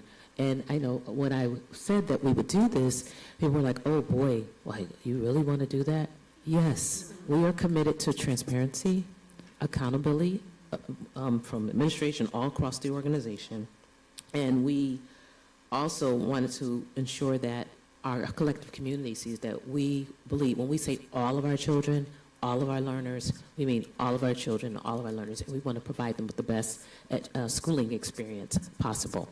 And it takes, you can't say, and I often say this, we are part of a learning, we're in the learning business. And so in continuous learning and continuous improvement is paramount for us to get better, to best serve our students and families. And hopefully a little later on we'll talk about data, so we can best look at our data and have it all in one place so we can do deep analysis of what's happening and trends. So I want to thank the board for walking us and stretching us to not look at just, I know when we came before you, you're like, we want more. You look at all these things. So thank you for that push. And we're excited about our way forward. And some of the recommendations that have been made, we weren't just waiting for the recommendations, but as they were sharing with us, I want to thank Mr. Sick and his team, because they began to provide professional learning on co-teaching and various aspects of this work and not waiting for just a report. So I thank you for your hard work and your leadership. Thank you. Dr. Burks, this is Allison. I just want to mention that your leadership as well has been a huge part of this process, and we appreciate that you brought us in. And we appreciate that that you have the experience and the vision here to really look at the future and look forward. So we want to state that you have been instrumental as well in this conversation. Thank you. Thank you, Allison. Thank you. May I have a motion? Thank you very much. So you want to come back and? Exactly? Good. So I was going to ask the board to approve our four-phase approach to supporting students and developing procedures and processes to improve the special education structure, program, and outcomes for students, not to exceed $450,850 And this is for Total School Solution, for total school solution. Consultant Services. May I have a motion to move this item forward to our next regular board meeting? I'll make the motion. All in favor, please let it be known by saying aye. Aye. Are there any that oppose? Hearing and seeing none, this moves forward to our next regular board meeting, which is directly after this one. Thank you very much, Dr. Savoy. At this time, you're up again. Melissa, you coming back? Okay, come on. It's Aubrey Strategic Plan and Data Dashboards, right? Yes. Okay, thank you. Good evening again, Board. I'd like to, before I present this board memo, Curtis Hawkins and Ryan Baxter from Aubrey are here for any technical questions. Thank you for being here this evening. Tonight, this is an exciting presentation for me to give to you. This is to create our data dashboards. So not only to monitor our strategic plan priorities, but also our data. Right now, we go from this system and pull this piece of data over to this system to pull this piece of data to this system to pull this piece of data. We are now, with the approval of this proposal, will be able to have dashboards created where Aubrey will pull all the data into one location for us so that we have real-time data dashboards for not only central office, but also for our schools and our leaders. As we are moving into a data culture where we are constantly looking at data to make our decisions, these dashboards will be imperative to our work because it gives us our real-time data in a presentation that makes sense where we're not spending our time pulling the data, we can actually dig deep into the data with the dashboards. This is a 3-year contract at $336,505 annually for 3 years. We will have a dashboard for each of our Lighting the Way, a Blueprint for Success priority areas. Those will be the first ones we work on. In addition, we will have dashboards to monitor our continuous improvement plans.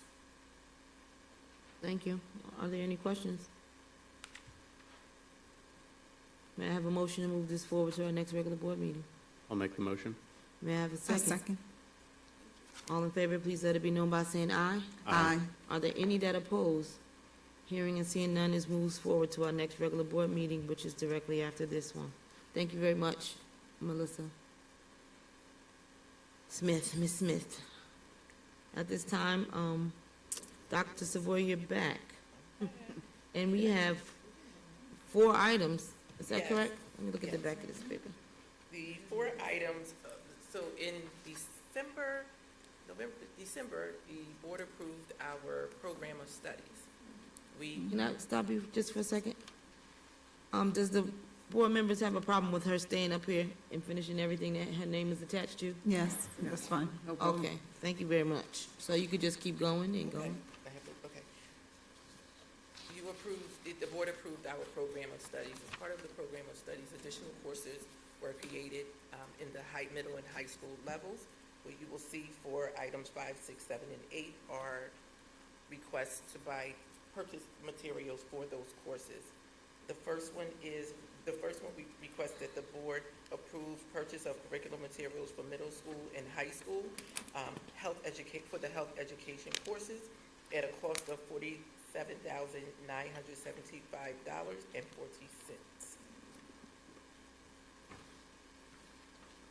You want to go to the next one? Yes. In addition to the health materials, we're asking the board to approve the purchase of core materials for Spanish language courses that are approved in the program of study at a cost of $33,440. In addition to that, we're asking the board approval to purchase personal financial literacy curricula and, from McGraw-Hill at a cost of $190,000. I just want to emphasize too, as part of the Pennsylvania Department of Education requirements, we are required to teach financial literacy, and this will support us in that process. Lastly, I believe, is the purchase of English language development materials for grades 6 through 12 to support our curriculum and the development of our English language learners, and not to exceed $410,000. So at this, The okay. The keep going. materials are National Geographic Learning and, my apology, That's the last one. Vista Higher Learning. You done? I'm Yes. sorry, I don't mean to interrupt. I know, but we're gonna do the curricular piece. We have 4 items for curricular resources. And Okay. so do we have any questions regarding that? May I have a motion to have these 4 items? That motion? Second. Second. All in favor, please let it be known by saying aye. Aye. Are there any that oppose? These 4 curricular items moves forward to our next regular board meeting, which is immediately following this meeting. So now I'm gonna ask Dr. Savoy that you go on to the Lehigh Valley Childcare Center Renewal Agreement. Yes. We are requesting the board's approval of the rental agreement between Allentown School District and Lehigh Valley Children's Centers to provide on-site childcare at William Allen High School and Millenburg Elementary School. William Allen High School childcare is available on-site from 7 a.m. until 4 p.m. And at Millenburg Elementary School, childcare is available from 6:30 a.m. to 6 o'clock p.m. The childcare services at William Allen High School supports our students, pregnant and parenting teens, the opportunity to complete their coursework while being parents. And then the one at Millenburg Elementary School is for the community childcare opportunities for families and communities. This is of no cost to the district. Your next item? Nice. Thank you. Thank you to our partners. The next one is for Community Service for Children Incorporated, the Head Start collaboration. Part of Pennsylvania has Head Start and pre-K programs, pre-kindergarten programs. This is a Head Start program located at Hayes Elementary School and Ramos Elementary School. They care for up to 60 children and their families. This agreement is for August 1st, 2025 to July 31st, 2026. The program serves low-income families at or below the federal poverty level, and the support goes to the neediest families using the criteria. This aligns to the strategic plan, because when we talk about family and community engagement, the whole child, and we know that these students, we want these students, if we're supporting them in one of our schools, that gives us opportunities to support those students before becoming a kindergarten student in Allentown School District. Thank you very much, You're welcome. Dr. Savoy. Do we have any questions or? Yes, I want to thank you, Dr. Savoy, for the presentation. With the Head Start, my sister was born in 1969, and she was one of the first students, I think 4 years later, to be part of the Head Start. It was, it was something new and different and amazing. I remember. And, yeah, I remember that much. I mean, when she started, and to know that, and then my niece became a teacher in Head Start. These things do give our students who are in situations that, no fault of their own, an advantage. Yes. To make sure that they are, running at the same level or above. Because some of those children are truly smart. Another advantage of both of these programs for our strategic plan is that we have an executive director of early learning. So when we start thinking, and we have our own pre-K programs. Yes. If we are supporting all early learners, by the time they get into kindergarten, we expect them to be prepared for kindergarten, less support for them in the kindergarten, and they can enjoy kindergarten at the kindergarten level, and we can support our families at that process. And then we don't have to worry about, the federal government, the state government, the city government, looking at our children in the 3rd grade, seeing, if they're going to build more jails. Exactly. Is there any other discussion? May I have a motion to move these 2 items to our next regular board meeting? I make that motion. I second. All in favor, please let it be known by saying aye. Aye. Are there any that oppose?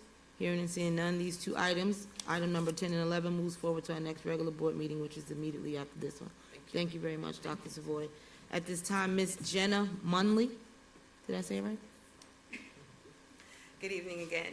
This evening, the district seeks approval to renew its contract with the United Way of Greater Lehigh Valley and St. Luke's University Health Network to continue supporting the implementation of the community schools model in 11 of the schools. Before I continue, I would like to recognize and thank our valued partners from United Way who are here with us this evening. Ms. Marcy Lesko, the President and Chief Executive Officer, Ms. Jill Pereira, Vice President of Strategic Partnerships, and Kushbu Jain, the Director of Community School Network, for being here with us. We have worked in close partnership throughout this school year to begin to reimagine and redesign the community schools models to better serve district students and families. And through our collaboration, students, families, and staff in each participating school will continue to be supported by community school coordinators and/or activity coordinators. These roles are essential into building bridges between schools and community resources by convening partnerships to align at school level strategies and support services, coordinating programs that complement the school day learning, and monitoring the impact of data collection and analysis. As we look ahead for 25-26 school year, it's important that we want to share one important structural change. All community school coordinators positions will transition to the employment under United Way, creating a single employer model across all 11 of our schools. This change is designed to improve operational efficiency and program consistency, onboarding and training and professional development, and implementation fidelity and accountability. The transition strengthens the student support infrastructure, ensuring that services are delivered more consistently, effectively, and with students at the center of the program. Are there any questions I can answer? Yes, a comment. 4 years ago, I was not a fan. I was not a fan of United Way. However, they took what I had to say and they ran with it. They made sure, and I have to give it to y'all, and I thank you very much, where they saw where we were lacking, they picked up the slack. Where they could make things better for us and make it better for our students and our families, you did it. And I commend you 120%. You did an amazing job. I thank you, Marcy, especially under your leadership. I've seen things even change even the more, for the better. And I'm just happy.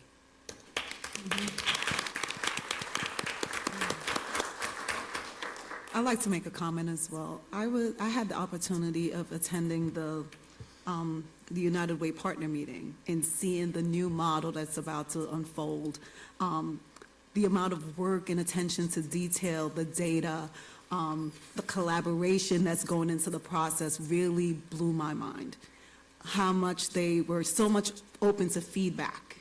And that's so important because when you're serving the community and each school is so unique and different, to be open to that feedback. So we're treating each school as an individual entity. And I just love that going forward. So I do want to commend the United Way on the work that's being done, and that's going to continue to happen. And also making sure that we are the district that has every single school as a community school. I'm putting that out there. And just excited for us to, because I see this as a part of our strategic plan, the whole child framework, and this being a part of that. So I'm so excited for where we're going as a district, and love our partners, and thank you guys so much for all the work that you've been doing. And Jill, I haven't forgot you too, how you have supported Marcy with these things that we have done with our school and our students. I see you. Thank you. Thank you very much. Are there any other comments? Madam Chair, can I just ask Ms. Marcy and Jill and Kushbu just to stand so they can be acknowledged for their hard work and their partnership?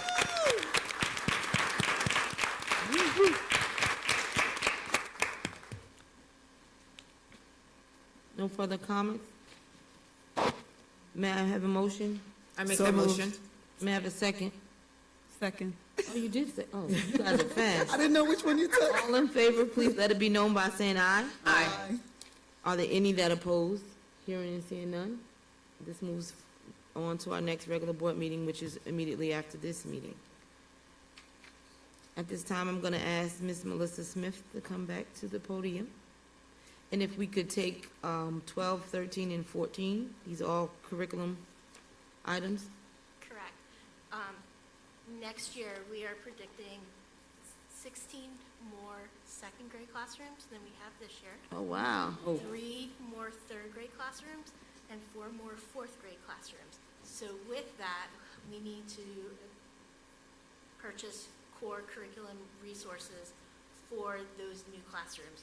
So the first one, Exhibit L, is our literacy program at a cost of $122,773.35.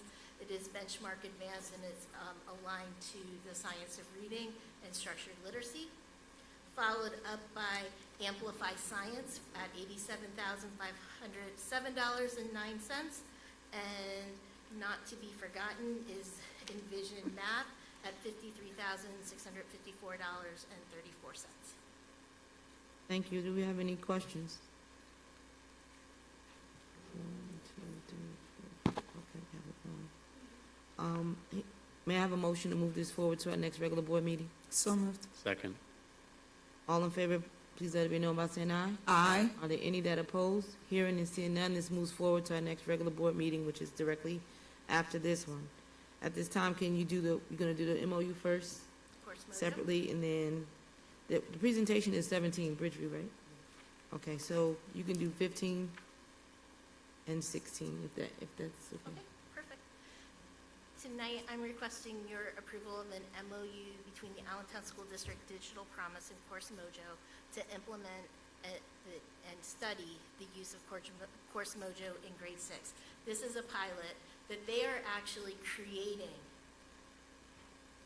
AI materials for StudySync, which is our 6th grade our 6th grade core literacy program. They're creating the program so that when our 6th graders are reading a text, the little bot will pop up and ask a question, and our 6th graders will answer it. And if they just say, I don't know, it's going to ask them another question to make them go deeper. And it's going to keep asking them a question. This is a program that is directly aligned to our core curriculum resources, so it can't get better than that because it's supporting it. One of the most important things is this is a pilot. They came to Allentown to do this pilot, but this is from the work that Dr. Burks is doing with the League of Innovative Schools and with Digital Promise. Dr. Burks is a board member with the League of Innovative Schools, and that's who brought this program to us. This is not costing us any money. Digital Promise Philanthropy is paying the $45,754 to implement this program for our 6th graders and building the curriculum to support it. It's exciting. Yes, it is. I'm It at a is. loss for it. It is very exciting. Students are going to receive immediate support, building their independence, confidence, and engage them through their core curriculum resources. Do we have any questions? It's not gonna replace the teachers, right? It does not replace the teachers, and the reports that the teachers get will actually help guide the whole group instruction. And how are we gonna be, gauging, monitoring, yes. One of I the kind of like to know the answers to these questions, by the way. I let Ms. Smith talk to other people, so Ms. Smith. Question. This is a research proposal, so this will be pending solicitor review. So they will be conducting research as we are implementing it. One of our responsibilities is to ensure that our instructional coaches are supporting it within classrooms. So this is not something that we're just saying to teachers, here you go. There will be ongoing professional learning for them. There will be coaching in the classrooms. There will be monitoring of the data. I've had more meetings with Course Mojo over the past 3 months than any other vendor. Thank you very much, Ms. Smith.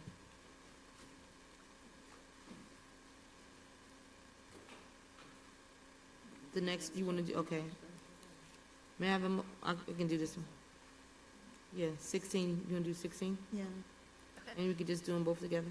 Okay, so I'm requesting the board's approval to renew Star Renaissance Reading and Math Assessment System at a total cost of $182,048.76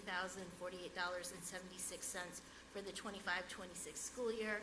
STAR is our current assessment system where we monitor our data for our continuous improvement plans. But what's neat now is I spoke to you about ABRE. ABRE will take the STAR data and put it in the ABRE system, so our dashboards will have STAR in it, and we won't have to run our reports from STAR independently. Thank you. Are there any questions? May I have a motion to move these two items, 15 and 16, to our regular? I make that motion. Second. All in favor, please let it be known by saying aye. Aye. Are there any that oppose? Hearing and seeing none, this moves forward to our next regular board meeting, which is directly after this one. At this time, I'm going to ask Ms., oh, wait, don't go nowhere yet. You can do 18, and then I'll ask Mrs. Bryant to come forth with her presentation.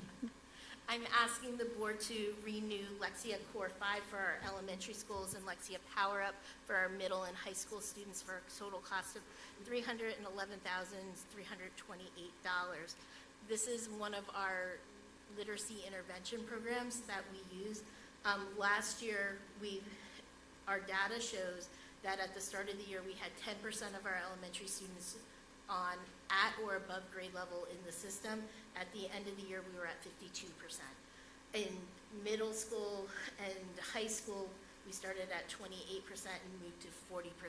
So it is one where our students grow in, where they may still not be at the proficiency level. It is one of the ways we can monitor student growth. And again, Lexia will be in ABRE, so our data dashboards will include that data as well. Awesome. Do we have any questions? May I have a motion to move this forward to our next? So moved. Second. All in favor, please let it be known by saying aye. Aye. Are there any that oppose? Hearing and seeing none, this moves forward to our next regular board meeting, which is directly after this one. Ms. Jennifer Bryant, nice to see you. Thank you as well. Good evening, Board, Dr. Burks. So tonight I'm here to bring to you an overview of our transition plan for Building 21 to go into our next theme-based school, but it's actually our first theme-based high school, so that's very exciting. And last month, I stood here to request the name change from Building 21 to Bridgeview Academy of Health, Science, Innovation, and Technology.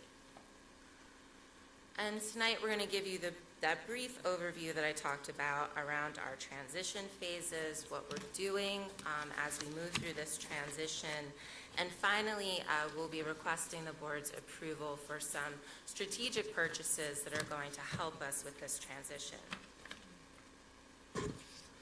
First, I must start by explaining to you where we're grounded. We've established our foundation by looking to our own strategic plan. The inspiration here is coming from Priority 1, Academic Excellence, Priority 3, Creating Pathways for Tomorrow, and of course, Priority 7, Technology for Universal Learning. So while we remain grounded in our priority areas, we also have a vision for theme-based education from our own Dr. Carol D. Burks, our Superintendent and CEO, where our theme-based schools are going to provide a pathway to success. We're recognizing and valuing each student's individual journey. With this, though, at the heart of it is also our partnerships. We heard a lot about partnerships tonight, and this will be an enduring theme in our work for our theme-based schools and also for our view of innovative learning.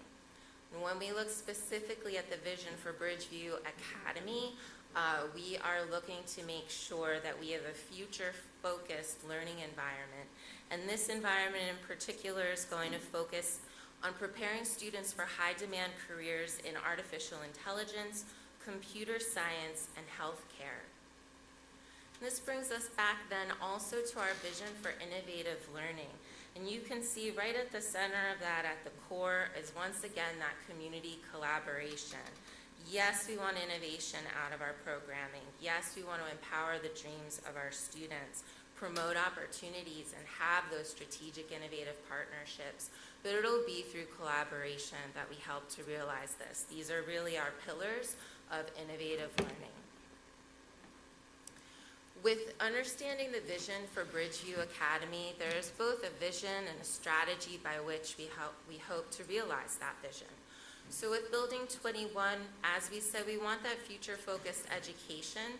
And as you see how things trickle down, we're looking at two main pathways, an AI computer science, as well as a healthcare pathway. And to realize that, the strategy is going to be in looking to update our curriculum, to make sure we're providing experiential learning opportunities, as well as really focused on teacher development to ensure that we're building that capacity there for teachers to be able to really support this innovative programming. So in this overview, I'm presenting to you a 2-year transition plan. This is big work. These will be big rocks to move as we're transitioning this high school. So right now we're coming to you with sort of this outlined plan of the beginning, and this will be something that takes time as we transition over time, but we're excited to present to you our thoughts on year 1, where we'll be, again, prioritizing professional development and looking to make strategic modifications to the physical spaces in the school that will help us transform instruction as we know it in the building. And then year 2, we will focus on making sure that we are mapping sequential elective pathways that help students really dig deeper in their learning and align to the vision and the pathways for the school. So often, and there is nothing wrong with this, we present kids with a series of electives. Take this, explore. We're still going to be able to offer exploration, but within our concentrated fields. And then we will have a very deliberate, intentional, well-planned path that students can take through their electives to ensure that deeper learning. And then an additional thing is our expansion of our grade levels to include the middle grades beginning with 6th grade. So with these transition phases, we begin with professional development that will be key for equipping both our school leaders and our educators with the tools that they need and that enhanced knowledge. We want our teachers to be able to be very competent with their core content, but we also want them to be able to integrate technology seamlessly into their instruction. And a large part of that is going to coincide with our work as a Bills school. So through our Verizon partnership, we will have a supervisor of technology whose main role is going to ensure that our teachers are utilizing technology effectively. We're also focused on training for our leadership. I'll have that advantage as well, going with our new leadership team at the school, making sure that we're really invested in intensifying outcomes for students through the work at the National Institute for Urban School Leaders. Also, our team is going to be going to the ISTE conference, which is the International Society for Technology and Technology and Education. So you can see that many of our topics are also aligning specifically to our theme. Once again, it's that intentional design. With our curriculum development, we're looking to make sure that we're able to offer some new courses. The school does a great job with a foundations course to help support incoming freshmen who have such a heavy course load of must-do subjects, but we're looking in that second semester to make sure we're going to transition that into a foundations of artificial intelligence. In that way, we'll really be able to open kids' eyes to what is AI, right? You don't have to just be a computer scientist who wants to become some sort of programmer, but all individuals are going to experience the impact of AI, and this will be something eye-opening for students to ensure that they're prepared. Also, we want to introduce digital citizenship as a course to our students, which is becoming ever increasingly important. Our kids spend an amazing amount of time online and with technology, and this is something that's really going to help students know how to navigate their way and be good stewards of the internet and of their research and of what they're doing.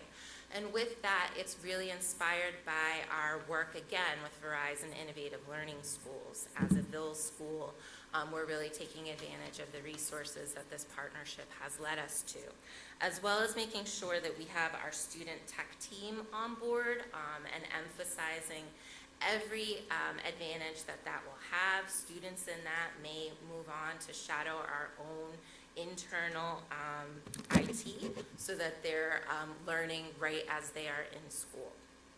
And we have the adoption of the Reveal math program, which will be supported by double periods for algebra. The adoption of Reveal is going to make sure that the school is using the same resources as Allen and Deereth, in that we'll be able to make sure that teachers and students are getting the full advantage of the district's efforts into improving secondary math. In biology, we're going to have an added lab that's going to help those freshmen as well.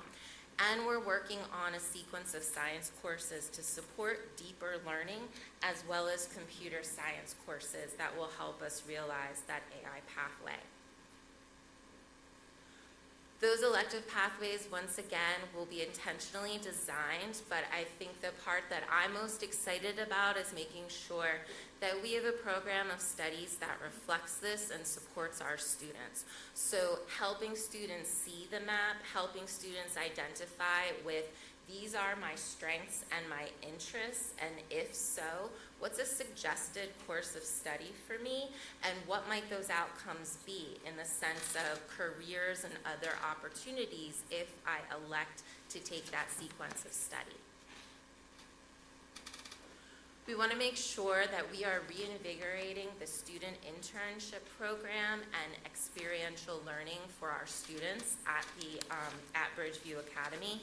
To do this, we are looking to expand our industry partnerships to make sure that students have every connection possible, and again, they're really experiencing learning outside of the four walls of the classroom.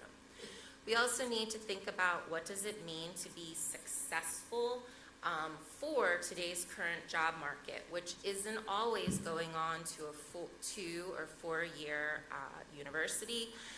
It could also mean earning industry credentials and other qualifications that today's employers are seeking in some of these more specialized fields. Throughout this process, we want to ensure that we are grounded in ongoing evaluation to make sure that the work that we're doing is effective. So we have a design committee that will continue to apply our data-wise protocol that we have all been working hard with, and we have also budgeted through our PA Smart Grant for an external evaluator that will ensure that we are also meeting our indicators of success. Here is just an overview of courses of where we stand at the moment so you can begin to see the way things develop. If you follow down in the columns, we begin with our freshmen, and you can see what it is that we are able to offer them now that provides them with a rigorous course of study that's going to be that foundation for their experience, moving through our sophomores, juniors, and seniors.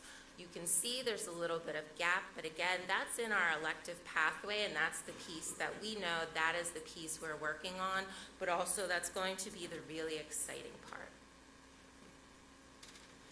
So we took information and inspiration from a number of sources, and we continue to do so, but those that are critical have been Seconder High School in the Gwinnett County, Georgia School District. This is an AI-themed school that is serving for inspiration for us, as well as taking advantage of our partnerships with Digital Promise and the Verizon Innovative Learning Schools. So many of us have had the opportunity to visit the League of Innovative Schools in Pittsburgh, the Ville schools in Chicago, and we're taking what we're observing and what we're learning and putting that into our design and practice here. Our design committee members include a number of us sitting in the room here today, as well as our school leaders.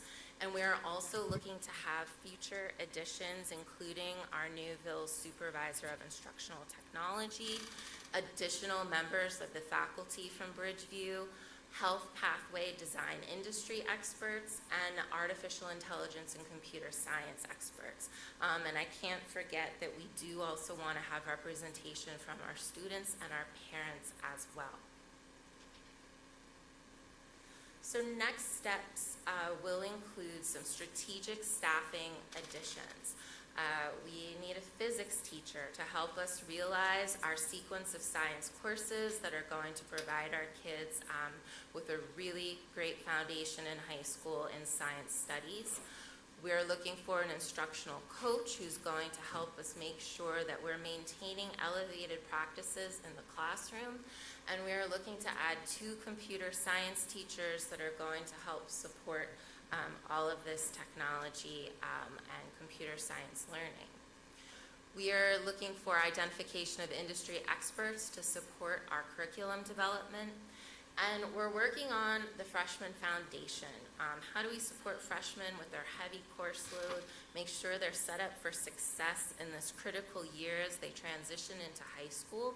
So this summer in Summer Bridge, we're building connections with both students and families, and that's something that the school does really well. This is a natural photo of this teacher with a student that just really speaks volumes and found its rightful place right here with making connections with students. And our final thing is really looking at school facilities upgrades, which brings me to then the modifications of spaces that we're looking to make. We're looking to have strategic additions by way of adding an additional science classroom, a maker space with a Mac lab as part of the maker space, video and podcasting production, so a studio dedicated to both of those. And we're looking to make over a computer lab for esports. We're looking for spaces that will showcase our student work, and we're looking for these purchases that are going to help support our spaces. So to give you a little bit of an idea of what we're talking about, this is an example of podcasting and meeting pods.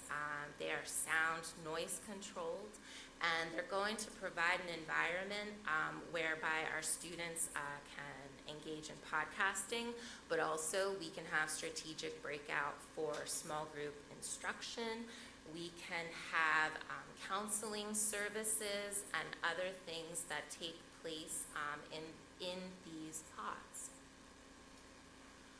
This is an example, not exactly a mock-up of what we're doing, but wanted to show you what we mean by the difference between a computer lab and an esports competition space. Esports is just that, it's a sport. So we're looking to make more of that competition space for the students so that it builds that excitement, but it's really around teamwork. So you can see there's a strategic addition up there of large panel screens because this is not about playing video games at home. This is truly about teamwork. That's hence the sport of it. And then these are examples of makerspace. Makerspace is not the most organized space. There's a lot of things in there, but with a lot of these things comes a lot of thought and a lot of creativity, and that's really what these spaces are about. And tonight, we're requesting the board's approval to purchase a number of items that are going to support innovative instruction, experiential learning, and dynamic learning environments for Bridgeview Academy. These purchases will ensure students are provided new experiences and technologies that deepen learning and engagement while preparing students for future-focused careers. These purchases, once again, align to our strategic priorities. And as part of these purchases, you can see up there, we are looking to invest in IMAX to support our Makerspace Computer Lab, as well as our studio of video and podcasting production. We are looking for additional Makerspace equipment to really make a very creative, dynamic space for students. Digital projectors, these are very unique. These are projectors that are going to teach students, not only give them a way to showcase digital projects that they're working on by doing just that, you can project them out onto a wall, but they can also be used together collaboratively, not just one, to actually make art scenes, to show what you can do for marketing and other these days. So it's also an enhancement to the learning.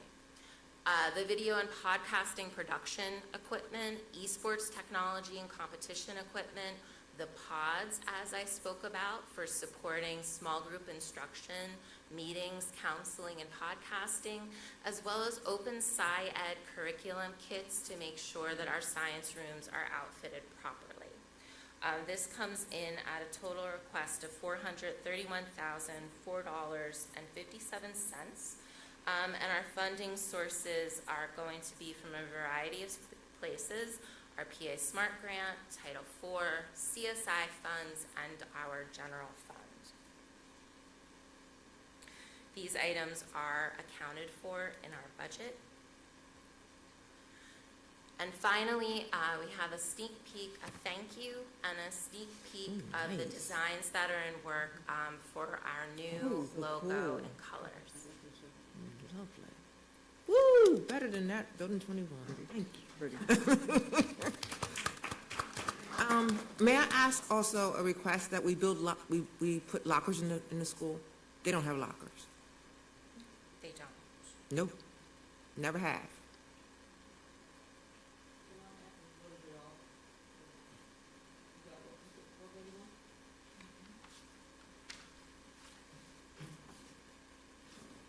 $431. I went off of this is the presentation, but there is also a board memo. Is there a disconnect? But that's a mixture of funds. Is it potentially the open sci-ed kits maybe missing from there, but included in the? That is possible. I do apologize about that. coming from the general fund. So it probably is it. I have 412, you have 431. I'll make sure that that's rectified.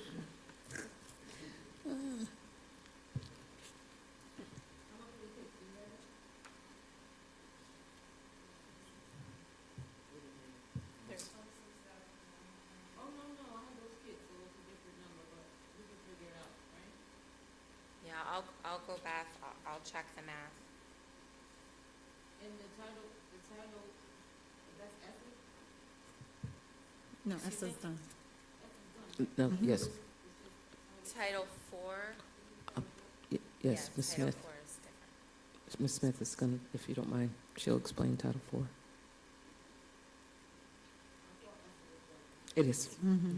Good Yes, evening it is, again. Mhm. Title IV is, there's 3 areas for Title IV. It's well-rounded education, which our theme-based school definitely falls into the well-rounded education part of Title IV. Title IV also includes safe and healthy initiatives for students, and then technology, which again, it's more about technology professional learning in Title IV. And again, all of those, the well-rounded and the technology fall into the Bridgeview Academy plan.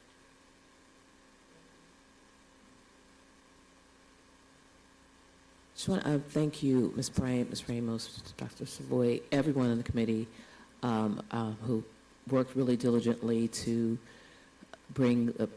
come up with a school design concept for our students. And the board gave us a charge in a very short notice, kind of like where we wanted something reimagined. So we thank you for your hard work and commitment, and everyone who on the team who worked hard on this. I want to thank Mr. Nasta, who is our Director of Procurement. So he has some artistic ability So he worked on helping with the logo. And so we want to thank you, Mr. Nasta, for your help in doing this. He told me a price for a vendor, and I was like, no, you know I'm not doing that. And so, and then he gave up himself and split up a lot of nights and going back and forth. So I thank you so much. And he is Allentown, so he went to schools here in Allentown.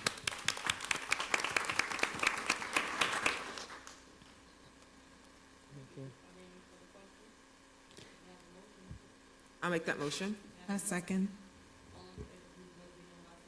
Aye. Aye.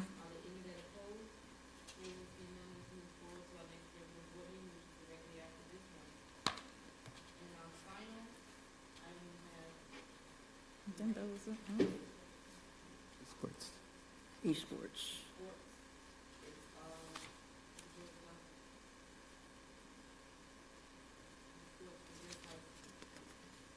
Good evening, board again. We couldn't let Bridgeview have all the fun, so I'm here to ask. So I am here to ask for board approval to renovate the computer science classroom for a hybrid classroom for computer science and classes and e-sports for the DRAF High School.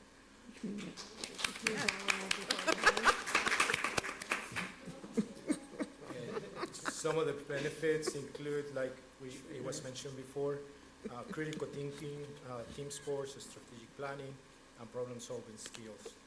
And I do want to give a shout out to Ms. Singer, who is the teacher. She's the technology lead teacher at DRF High School, and she's the one that has taken this program to the max, to the point that we were in state championships. Wow.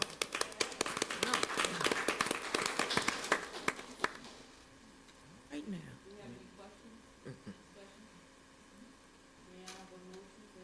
So moved. Second. Aye.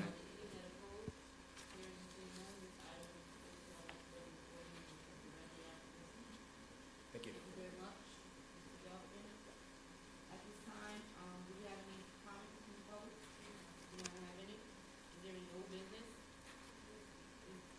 No, but something I forgot to say. Okay, sorry. When I said my comments, and that's why I need to write them down so I don't miss anyone, but I forgot, and not because they were not important, it's just I should have written it down.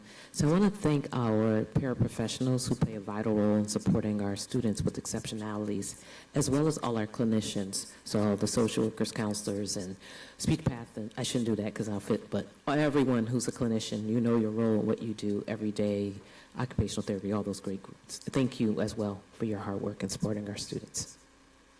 Thank you.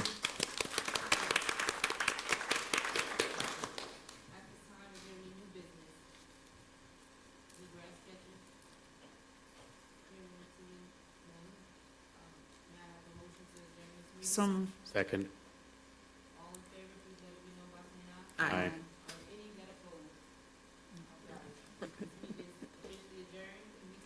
We will take a quick 3-minute break and be right back to complete our meeting for tonight. No. Oh.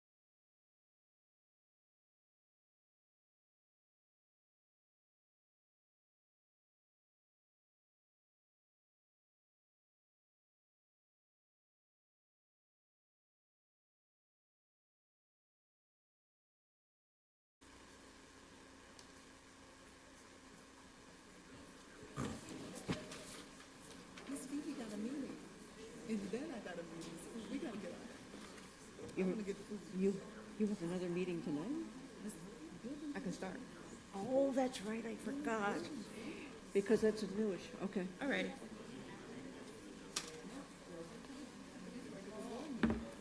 Ready? It's short, though. I call to order the Building Committee of a whole meeting of the Board of Directors of the School District for the City of Allentown today, June 26, 2025.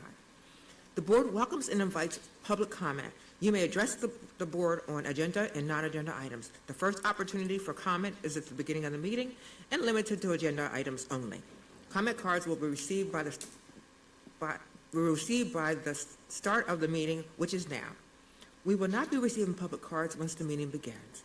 A copy of the public comment policy is located at the table next to the comment cards. Per our board's policy, any person may address the board in accordance with the procedures and limitations of this policy, either on issues presented in the resolution being considered or on any other matters affecting the administration, management, and operation of this district. Remarks of personal nature directed against any individual will be ruled out of order. If you choose to address the board, please fill out a comment card and hand to the Secretary, Mr. Simonson. Do we have any cards? Okay.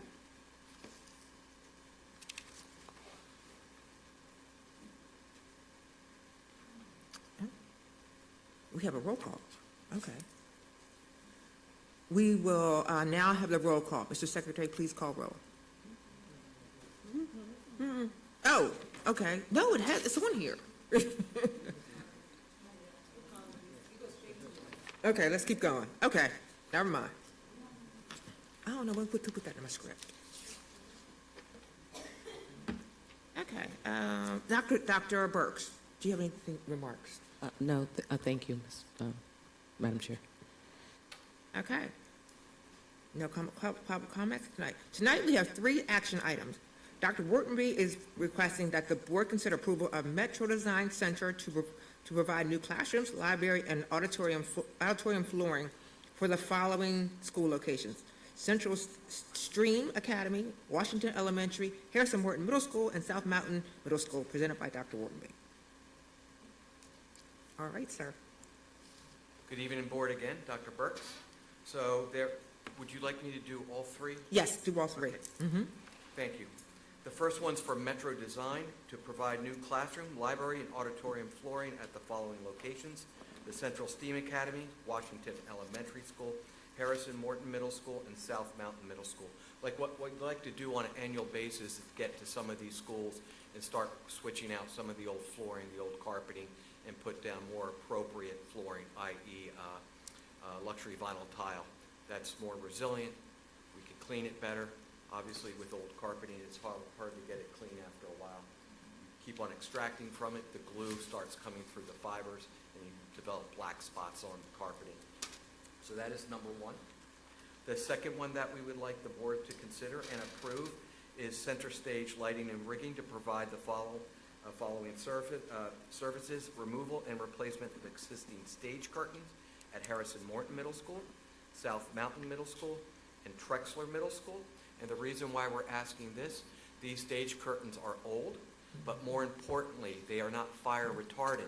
So we got written, for lack of better words, the audit that was done by CM Regent, as well as the fire marshal, noted it. So on the bottom of these stage curtains is literally a badge that identifies as flame retardant. So we have to do that not only for insurance purposes, but for passing the fire inspection on an annual basis. And then the last one that I'm looking for, or that we are looking for, excuse me, is the J. Bernie Crum video scoreboard, the electrification of that scoreboard. We have the scoreboard, we're getting it mounted, and now we have to electrify it.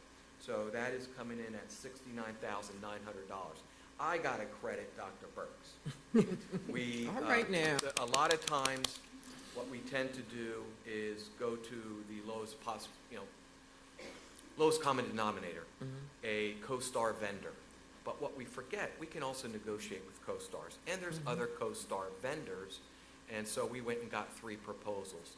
That 3 proposals yielded about a $22,000 discount by just getting 3 proposals and negotiating. Something as simple as ask. So, Dr. Burks, I credit you for that. So, we saved $22,000. Works for me. Yes. So those are the three items that I have before you tonight. A whole host of new floors, 3 new stage curtains, and then electrifying a beautiful video scoreboard for J. Bernie Crum Stadium. Wonderful. Any questions?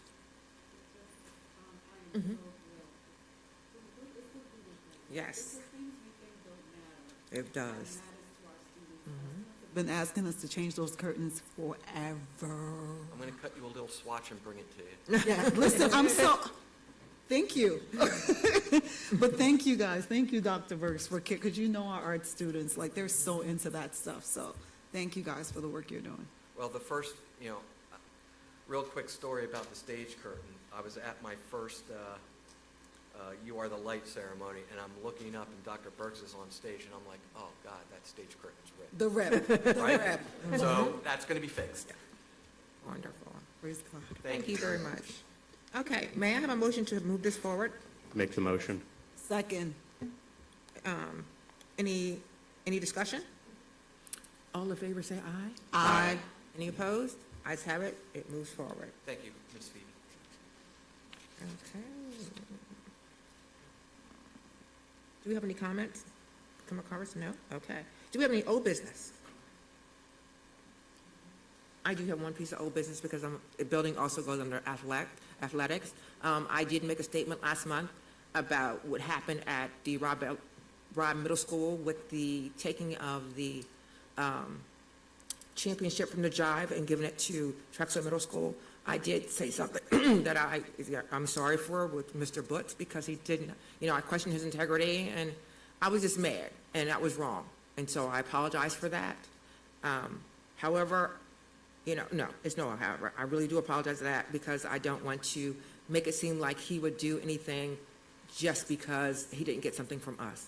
That's not true and that's not right. And I'm very sorry for that. However, the way the situation was handled was not the best.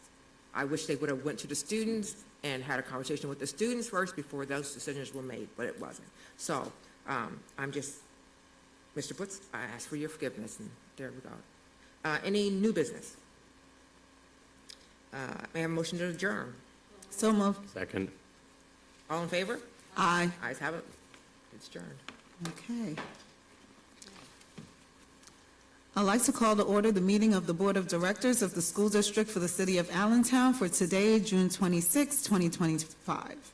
The board welcomes and invites public comment. You may address the board on agenda and/or non-agenda items. The first opportunity for comment is at the beginning of the meeting and is limited to agenda items only. Comment cards must be received by the start of the meeting, which is now. We will not be receiving public cards once the meeting begins. A copy of the public comment policy is located on the table next to the comment cards.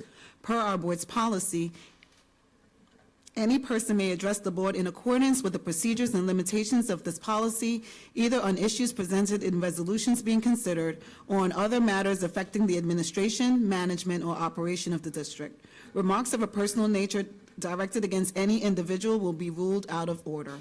If you choose to address the board, please fill out a comment card and hand it to the board secretary, Mr. Simonson. Comment cards are located at the podium near the door. Once recognized, please come to the podium and state your name and address for the record, and kindly limit your remarks to 3 minutes. We will now have the roll call. Mr. Secretary, please call the roll.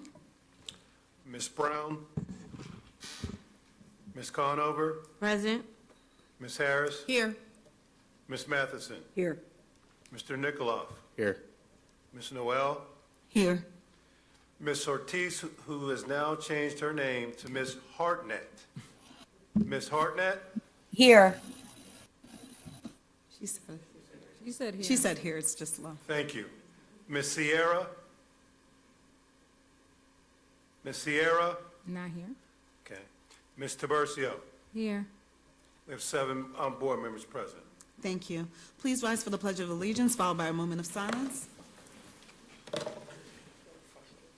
pledge allegiance to the flag of the United States of America and to the republic for which it stands, one nation, under God, indivisible, with liberty and justice for all.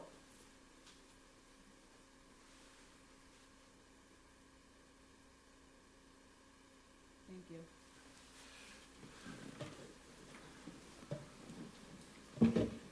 And for my board president remarks, I'll just keep it brief tonight. I just want to congratulate all the graduates of all our high schools, Deerfield High School, Allen High School, Building 21.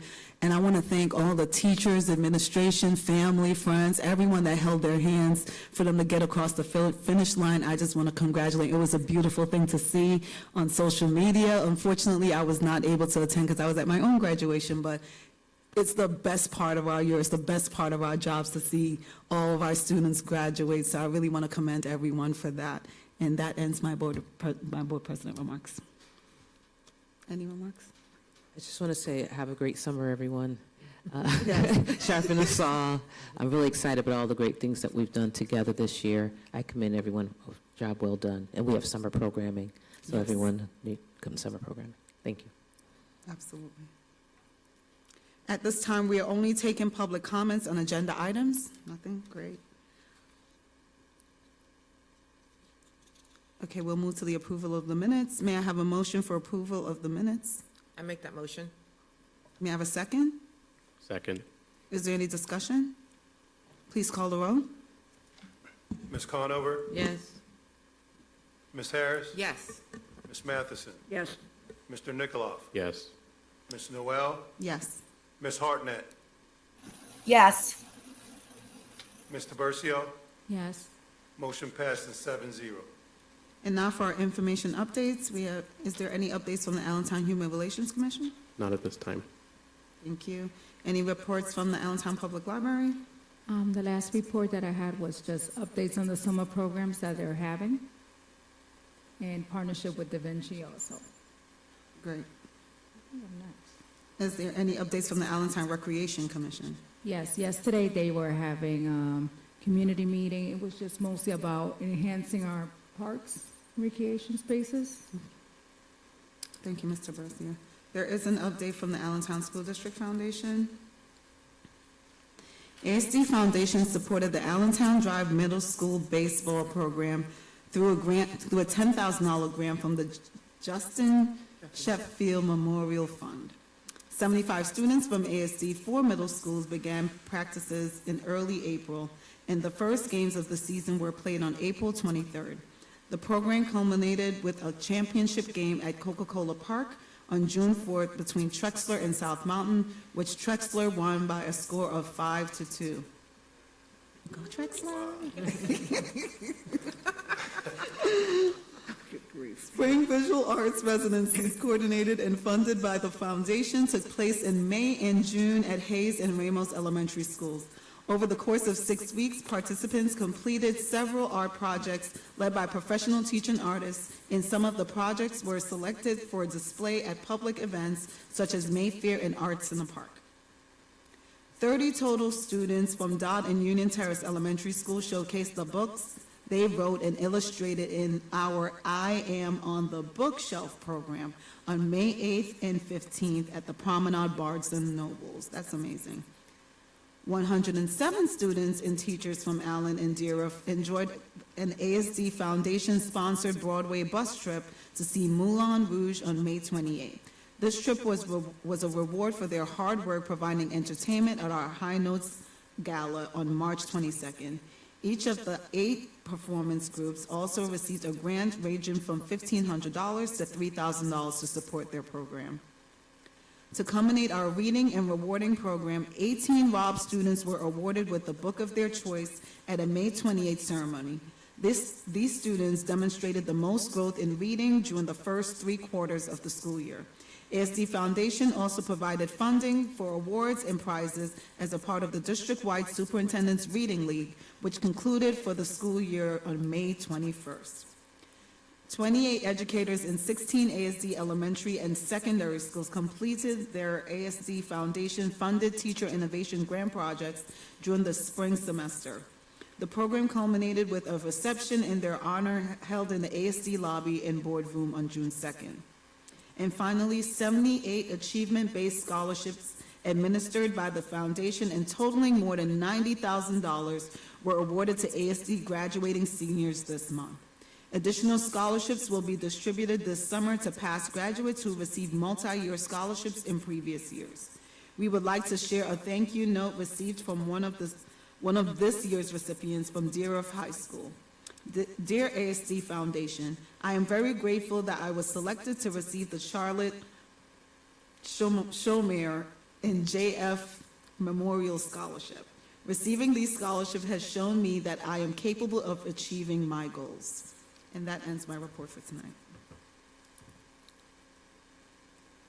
There's no reports from the CLIU. Is there any report from Lehigh Common? Not tonight. Okay. That concludes our information updates.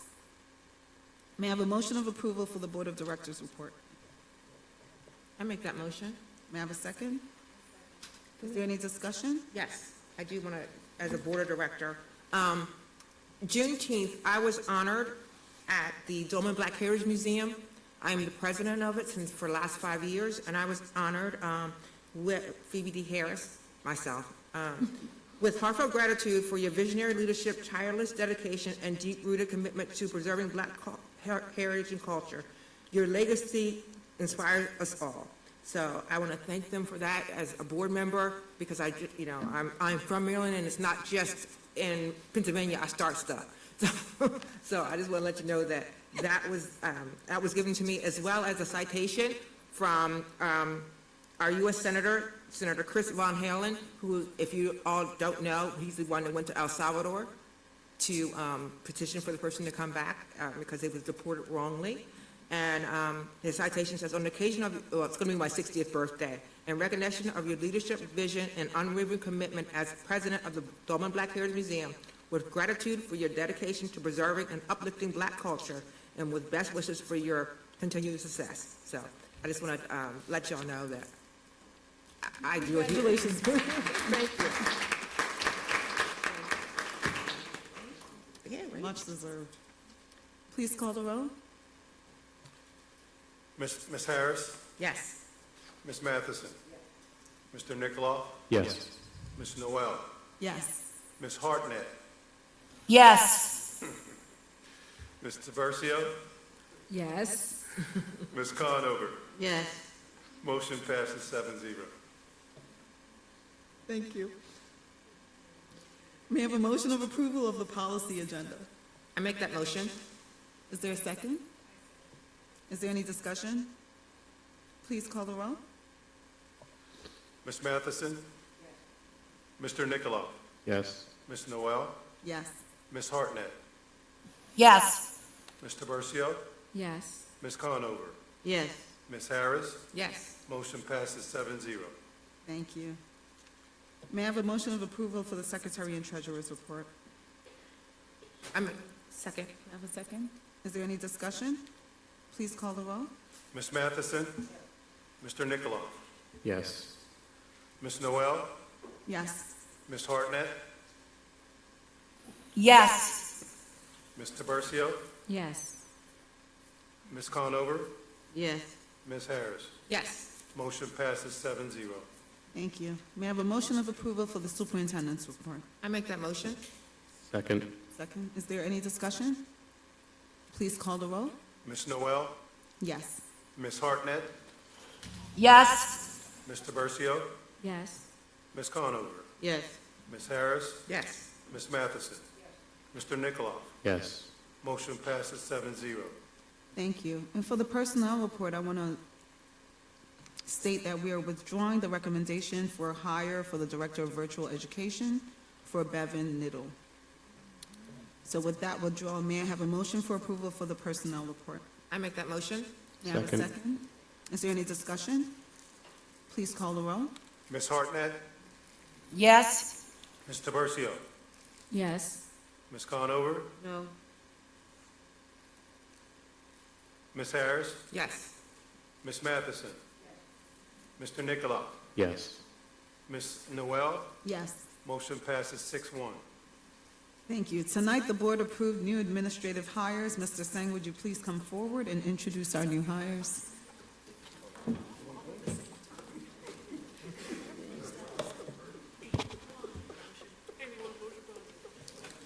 Oh, we're tired, child.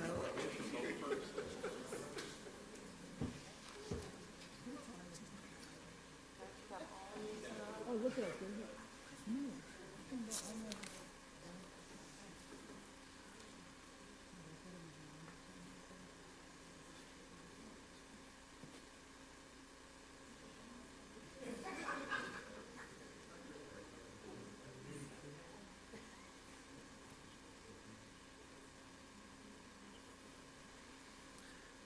As we have started the tradition here for our receiving line for administrators that are present at our board meeting. First, please welcome our Supervisor of Instructional Technology, Lindsay Byte.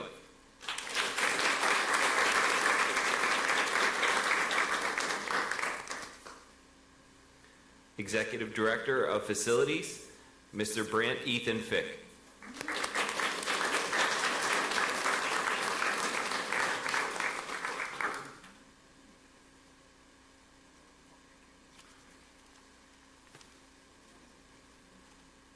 Assistant Director of Transportation, Jose Morales.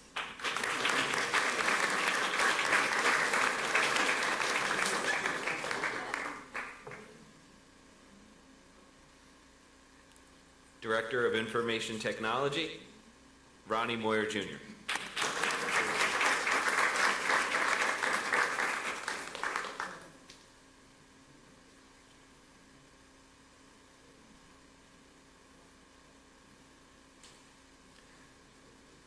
Ascending from our teacher ranks to Assistant Principal at Central Stream Academy, Brittany Reber.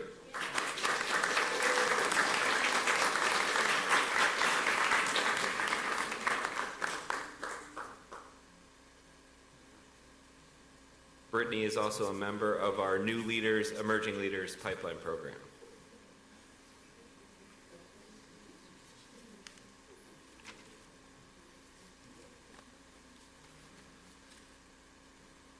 We also have a couple internal shifts.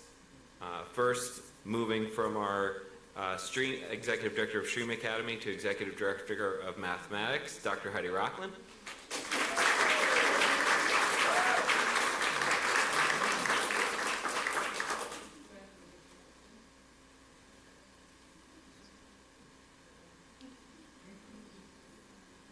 Deciding to move and help the district as we go from our elementary Jackson Early Childhood to our Dodd principal, returning to where she was an assistant principal, Lindsay Perkins.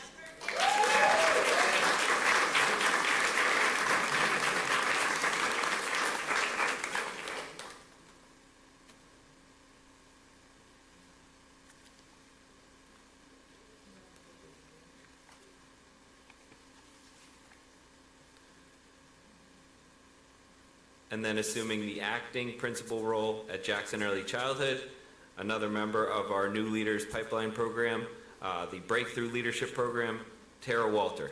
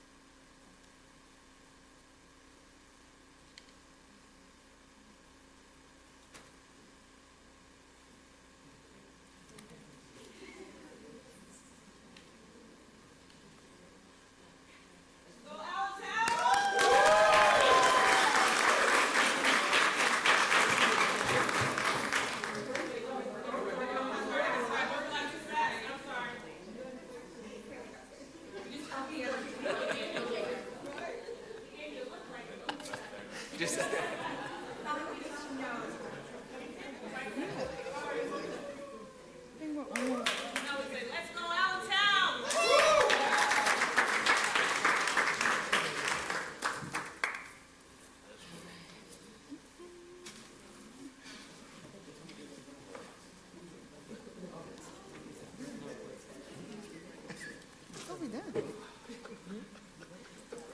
Yes, we did. Yeah, we did. We did. Uh-huh. We did. I made that motion. Okay, yeah. Okay. Let's continue. May I have a motion of approval of the building report? I make second. Second. Is there any discussion? Please call the roll. Ms. Conover? Yes. Ms. Harris? Yes. Ms. Matheson? Yes. Mr. Nikolov? Yes. Ms. Noel? Yes. Ms. Hartnett? Yes. Ms. Tiburcio? Yes. Motion passes 7-0. Thank you. May I have a motion of approval of the finance report? I make that motion. May I have a second? Second. Is there any discussion? Please call the roll. Ms. Tiburcio? Yes. Ms. Conover? Yes. Ms. Harris? Yes. Ms. Matheson? Yes. Mr. Nikolov? Yes. Ms. Noel? Yes. And Ms. Hartnett? Yes. Motion passes 7-0. At this time, we are only taking public comments on non-agenda items. Once recognized, please come to the podium, state your name and address for the record. Please note remarks are limited to 3 minutes, and microphones will be disabled at the end of the 3 minutes. Please also be informed the School Board of Directors appreciate public comment. However, we are not able to respond to these comments. Administration will address your concerns and update the board on the status of your concern. Mr. Secretary? Okay. Is there any old business? No, I do not have New business? We have a motion to adjourn. I make the motion. All right, have a great night, everyone. Home business. Actually, that wasn't bad. As long as we thought it was going to be.